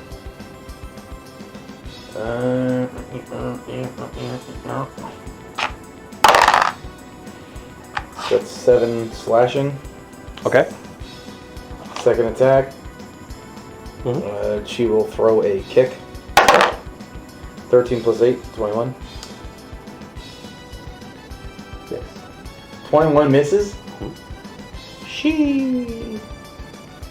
Bonus attack. Okay. 17, 25. Hit. Let's see. 6 plus 5, 11. Force or bludgeoning, whatever it is. All right. She throws a knee straight into his chin, and I will do another stunning strike on that. Okay. So I have to roll wisdom? Constitution. Constitution. Fail.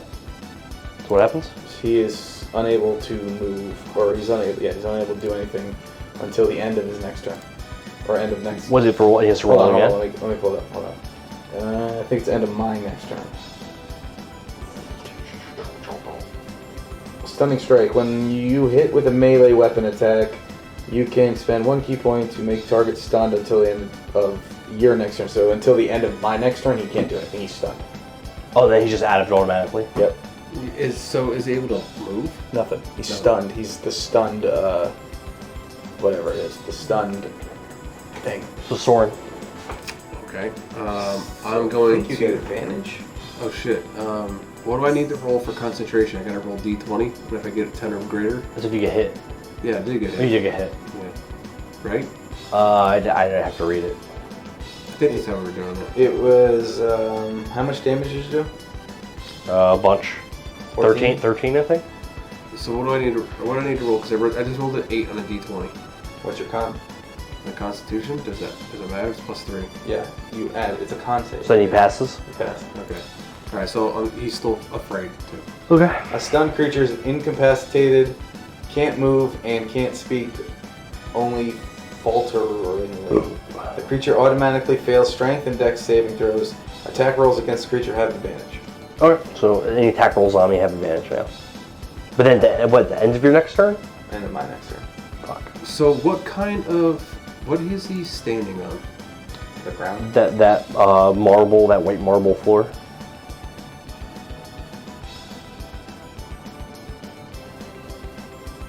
And the liquid that's there. Mhm. How far deep is that?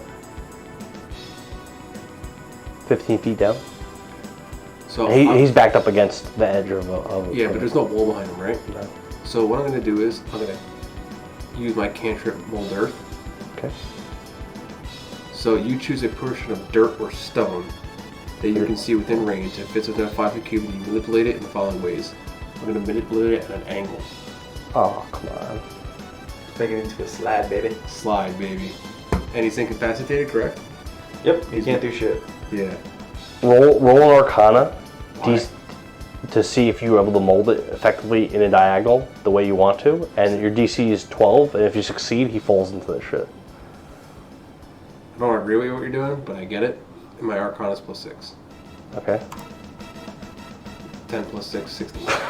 Fuck. No, he was strong. He was. I don't know what the liquid does. Maybe it buffs him. Don't give him.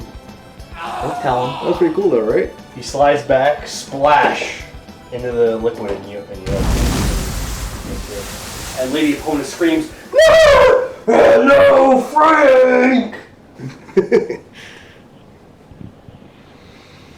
Do we see like a sizzle or anything from the liquid? You see some bubbles coming up, and then they stop. Cool. What? So that happened. Yeah. Are we still in combat? We get in priority, but opponent's freaking out, and she's at the edge of the thing. Frank! Frank! I like shackles. Vekni is just gonna keep her eye on the water. Are the bubbles still coming up? No. Ipona, what is this liquid? Fuck you! Do something, save him! Well, you have to tell me what. He's my love! You have to tell me what it is. That's that serum! He's been working on it! Everyone that drinks it dies after a few days! Get him out of there! But what happens before it's a few days? They usually get stronger. We have to go now. So, priority ended. Mm-hmm. Yeah. You think he's gonna come out as some giant ooze monster or something? Yeah. It's gonna be like the abomination. Vekni will grab Epona's wrist and be like, "Come on, let's go." She does not want to willingly go with you. Okay. I'm going to use my last spell slot and cast Suggestion one last time. She has a minus, so. It's wisdom, Tell her, right? Wisdom, and tell right? her we need to go right now. What, DC's 14? DC's 14 was Failed. Yeah, okay. Damn, you're just getting stomped by suggestion. Yeah. As long as it's a reasonable action, it works. Yep. So she's all right, let's go. I'm going to mentally command my my owl to pick up all the papers over there and over in that corner as well. Okay.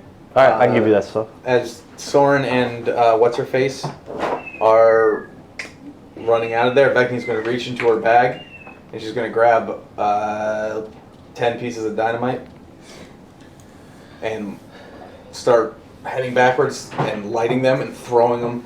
She throws some in the water and she'll throw 7 in the water because wicks can still burn in the water. And Is this all happening as we're like running out? as we're running out, and she's throwing them onto the research papers that he left. Okay. That he didn't grab, so she's throwing them there. She throws. Oh, let's see. I threw 5 down there. I threw 1 over in this corner, or 2 over here, 1 there, 1 there, and then as we're headed out, I'll throw another one over here. So So like as you like get to the door to leave, boom! Fucking shit's fucking exploding, flying. Oh, that's fine. That's what's happening. Like and subscribe, people. This camera was on Joe, I think. It was. Fucking shit's just exploding, falling apart. The whole lab's getting blown up. You guys get some XP. I don't really like it because I don't feel like you really fought him. What do you mean? I didn't put him Like in you didn't really fight him. I hit him a bunch of times. I didn't put him in that corner on the ledge. And mold earth happens to also do dirt and stone, which is why I asked what he was on. I also asked if there was a wall. And I just threw a bunch of dynamite at him. I mean, all I kind of did was instantaneously. For destroying a lab and killing him and defeating him, you guys each get 1450. Go fine. And you drag Lady Epona with you out of the lab that's blowing up. Damn, I still need 1,000 more XP to level up. How much we get? 1450 apiece. 50. Oh my god, I still need 7,000 to level up. Well, you got a nice big chunk for destroying the lab and fucking dropping him in the serum. I mean, who puts their serum just lying around like I mean, he wasn't trying to fight people in his lab. Oh, and we found out where Marigold might be. So, you know, that's a We thing gotta go too. talk to Gura, I guess. You Though. did. I didn't even need to... I guess you can get an extra 72 XP for that. Alright, cool. 14. Vekni, as we're running out, will instruct Sorin, be like, we need to head back to the bar. We need to get her over to Frank. Or the Frank, or whatever the fuck. Yeah. So we will make our ways out. Okay. So in the barracks itself, before, remember, people were getting dressed and they were getting ready to leave. Now it's empty. There's nobody there. And you leave. You get out of the front door of the barracks, and you can see in the distance, it looks like soldiers are starting to make their way back towards the barracks. Okay. Vekni will, just after we get out of the barracks, we'll just kind of go off to the side with Sorin and whatever her name was, and just be like, all right, just take it easy. We'll just keep going. I'm gonna head back to Dovah, and once we're out of sight, I'm gonna take this FORTE sheet off. Perhaps it is best we dress her in some of the FORTE stuff as we leave the, what's it called? The Barracks? The barracks. There is an extra suit of stuff in there that I did not take. Well, I mean, I don't know if she's going to wear it. You could try. She doesn't really have a choice. Yes, she does. She does. You only made her leave the lab. Well, you made her do. Yeah, right.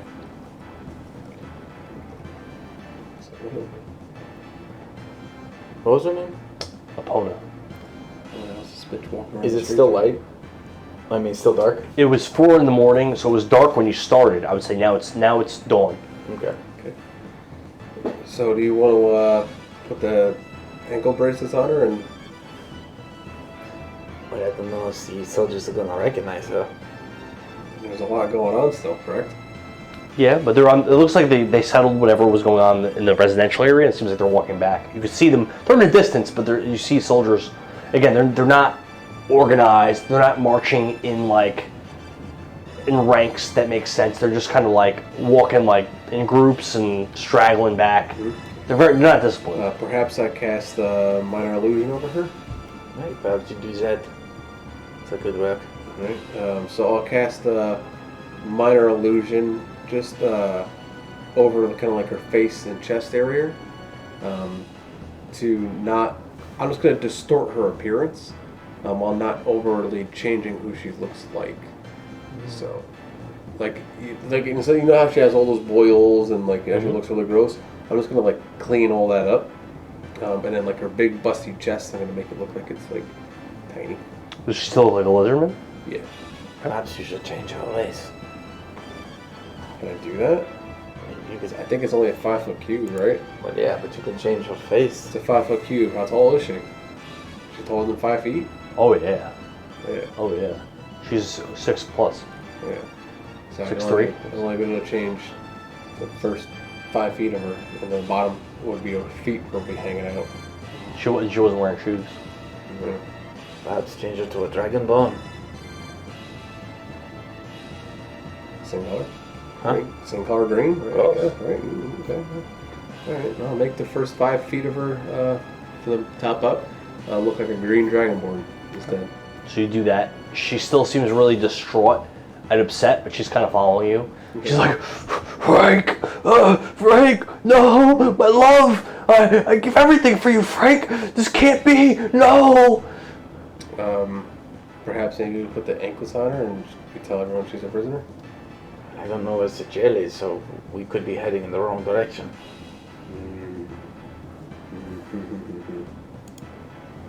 Alright, well perhaps it is a good time we just make our way back Let's to the bar. just get there and hope that we don't get asked any questions. These boys look like they're tired as they were doing their firefighting duties.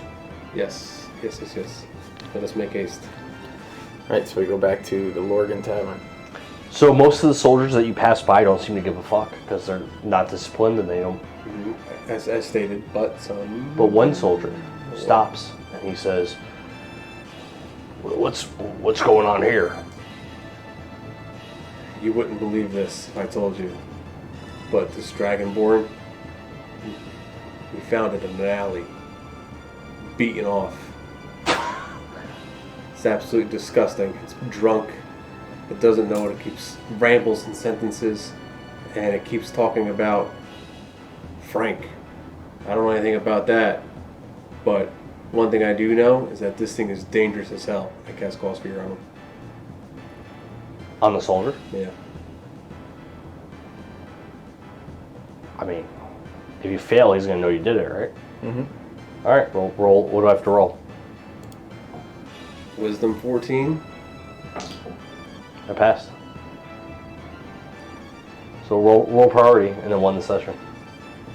Oh, we gotta fight one soldier? They're coming back in groups. Alright, hold There's on. soldiers around him. Unless you have a portent that can get you out of that, but he passed. It doesn't say that, you know. Doesn't. Isn't that how magic Actually, works? no. There are certain spells that say that when you temper to the mind, after the end it does. It says you awaken a sense of mortality in one creature you can see within range. A construct or undead is immune to this effect.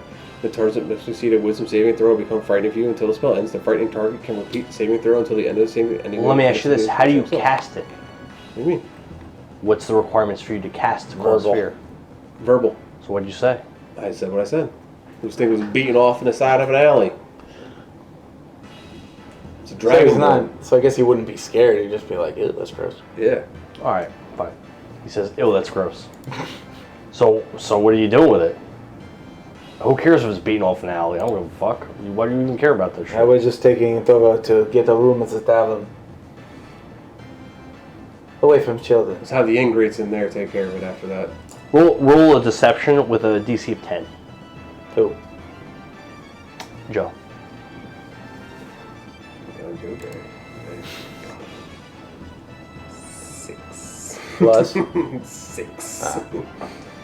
That doesn't make any sense at all. Who are you anyway? Why weren't you there helping put out the fires?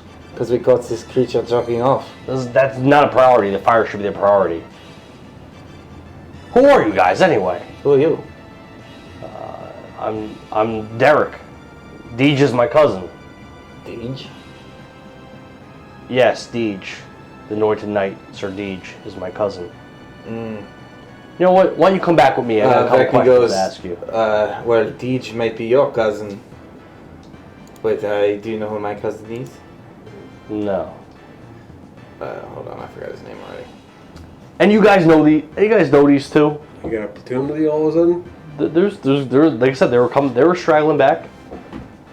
My second cousin was Blocus. I don't know who that is. He was serving on the front lines, not back here like you. Alright, well, let's figure out what's going on with you guys and this Dragonborn. Why don't you worry about yourself? Yeah, I am worried about myself. Oh, wait. Let's go back. Wait, no, you're right. You're right. You know, I think I have identification right here, and Soren's gonna open up his jacket and pull out a sack of gold, and he's gonna give him the. How much is it? 300. It's a lot.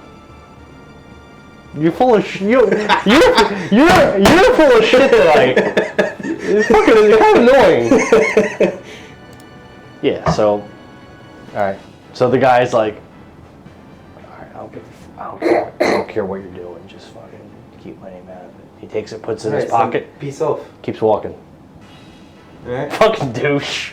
Vekni goes. Because I already explained how these soldiers are. They're not going to turn that down. 300 gold? Isn't that all you just made? Yes, I'm hoping maybe Vekni might help a brother out. Vekni goes, that was very nice of you. If you already have one, you get an inspiration for that. We do have And it. 72 God damn it. and 72 XP. Oh, and the renowned! Right, was he one of the guys? He's Forte. I don't think you have any with Forte? Forte. No, yeah. 72 XP and a inspiration. Both of us or just him? No, he did it. I'll give you half that XP if you give me back my gold. Can we do that? I'll let you do it, I guess. Alright, I'll give you. I have so much gold. Alright, thanks. I'll take that 300 back. I mean, at this point, 36 XP is nothing. Yeah, but that gold was a lot for me. So on the way to the tavern, no other soldiers will cost you. Okay, and it is what time now? So it was dawn when you left. It's about a 30-minute walk from the barracks to the tavern. So it's about, I'd say, it's like 6 in the morning. You said it was 72, but half of it now? Yeah. All right, so we walk in the tavern. Level? No. Do we see Just any of the suppress the sword, schmucks then. that were supposed to wait for the plan? We open the door.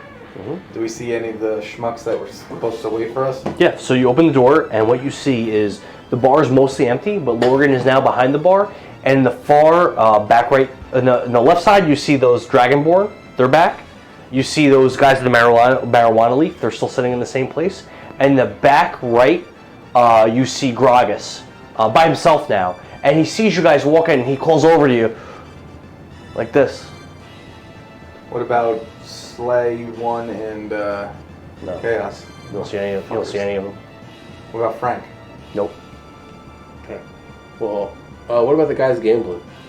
Who? The guys that were gambling. They're supposed to come back midday for us. Yeah, they're not there. Nope. Okay. and Bloodmist isn't there either. Those guys from Lions aren't there. The Purple Horseman's not there. Okay. Honesty's not there. The guy that you saw in Queen's Grace, the black guy, he's not there. Nope, just the guys I said. Krogus, Oh, hey, oh. we have great news and we have okay news. You find out where Marigold is? I did. Excellent. I did. I need a favor. Okay. I need you to look after this lizard folk. And I'll tell you where Marigold is. Yeah. Come on, sit down, lady. I'm not taking her for the rest of the campaign like that. Of course, but she needs to go where Marigold is. Yes, and he wants to know where Marigold is. But then there we go. There's two birds, one stone. Exactly. And you hear her kind of talking to herself, just, Frank, no, my Frank, my love, no. What was the name of the leader of the Frank? Lorien. If you... This one, her name is Epona. You take her down to Epona's bog back to Snorrian. That's where you will find Marigold. She's in Epona's bog. Rumors say. Well, wow, guys, thank you. All right, I'm gonna head that way, and once I find her, I'll do what you guys asked me. I'll come back and try to find you, and help you with whatever adventure you're trying to do. Sure. All right. Take Epona here, and she may be your entry. All right. Come on, lads, let's go. Frank! Epona. Epona. He will take you to Frank. No, you guys killed him. No, he will take you to Frank. He's dead. You're real Frank. You killed him. No. Frank. Owned by your husband, Snorrian. I can't go back there. So he wants you back. He misses you. Your son misses you. Oh, my son. What was that? Letters? Well, roll persuasion DC 12. Who? Sorin.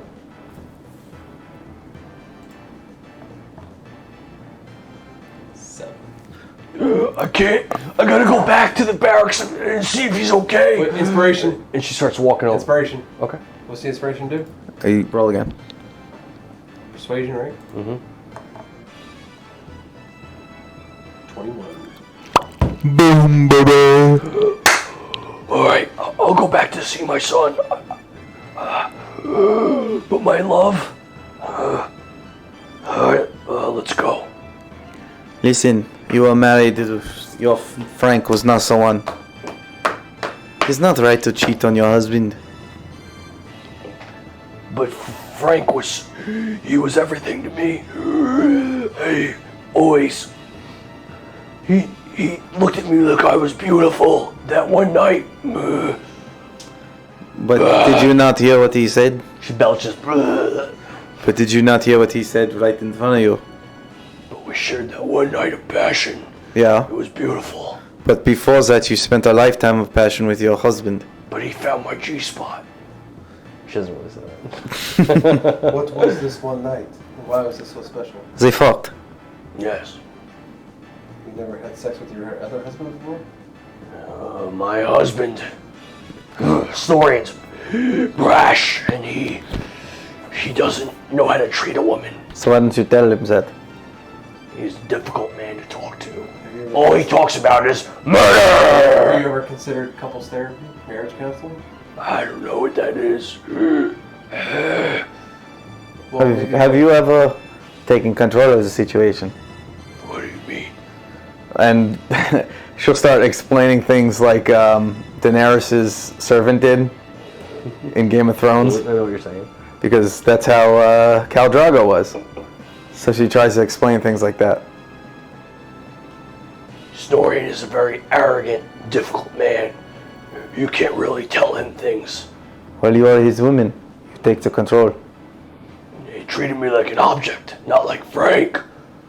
Frank treated me like a real woman. Frank I was did. beautiful. Frank is not here. Because you killed him. Of course I did. Because I'm here to take you home to your husband. The one who misses you. How do you know that? Because he has men in the city looking for you. Who? I don't remember their names. You never asked him. Oh. There were 2 soldiers here from Frank. A big one and a little one. That doesn't help me. Of course it doesn't. Because they were here and they actually asked us to free you. I guess I have nowhere else to go. But remember these words I told you. You know, the advice, the Daenerys advice. I suppose, but I don't even know if Lorien will want to touch me after I left him for Frank. This is one way to find out. When you see him, let him know that we are coming, and I am a great marriage counselor as well. And I will talk to the both of you, and we will work this out. And your name? My name is Dr. Phil. Sorin. Well, Sorin. She holds out this big, fat, sweaty, meaty hand. Phil McCracken. I am Lady Epona, the most beautiful woman of Comet Mountain in the village of Afry.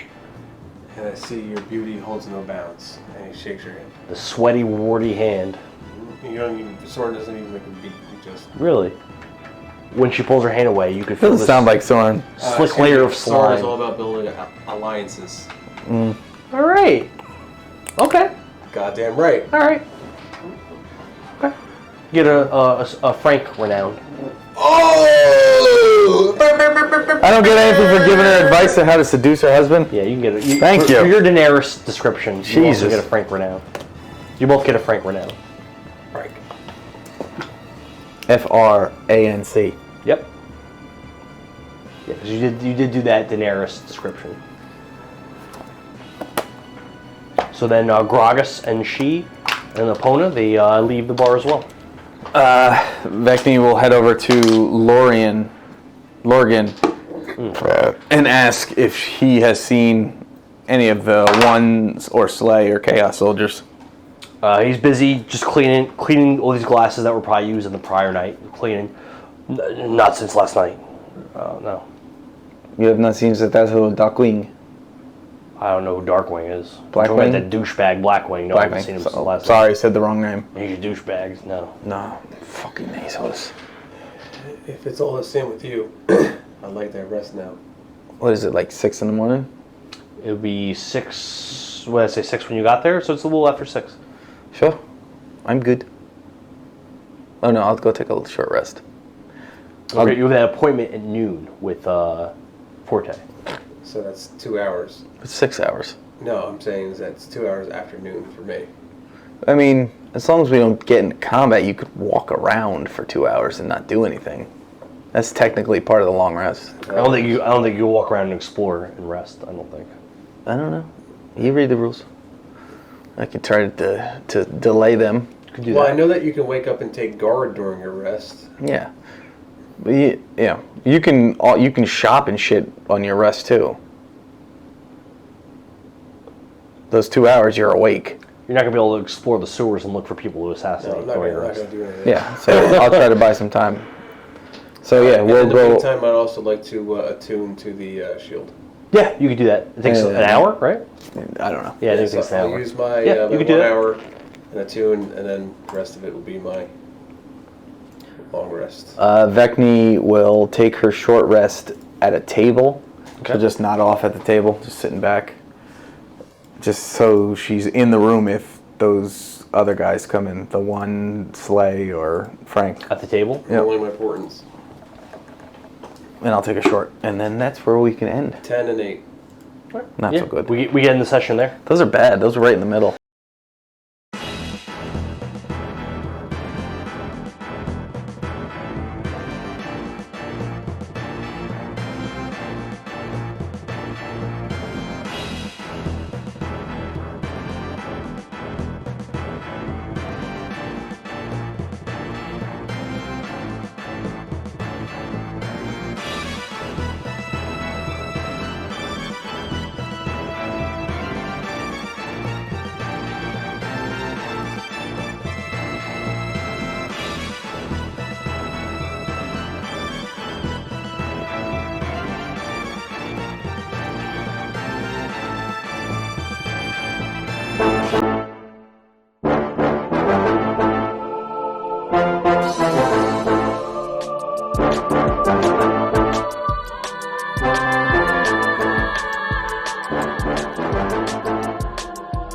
Thanks for watching this episode of Power Word Nerd. Be sure to follow us on all social media sites.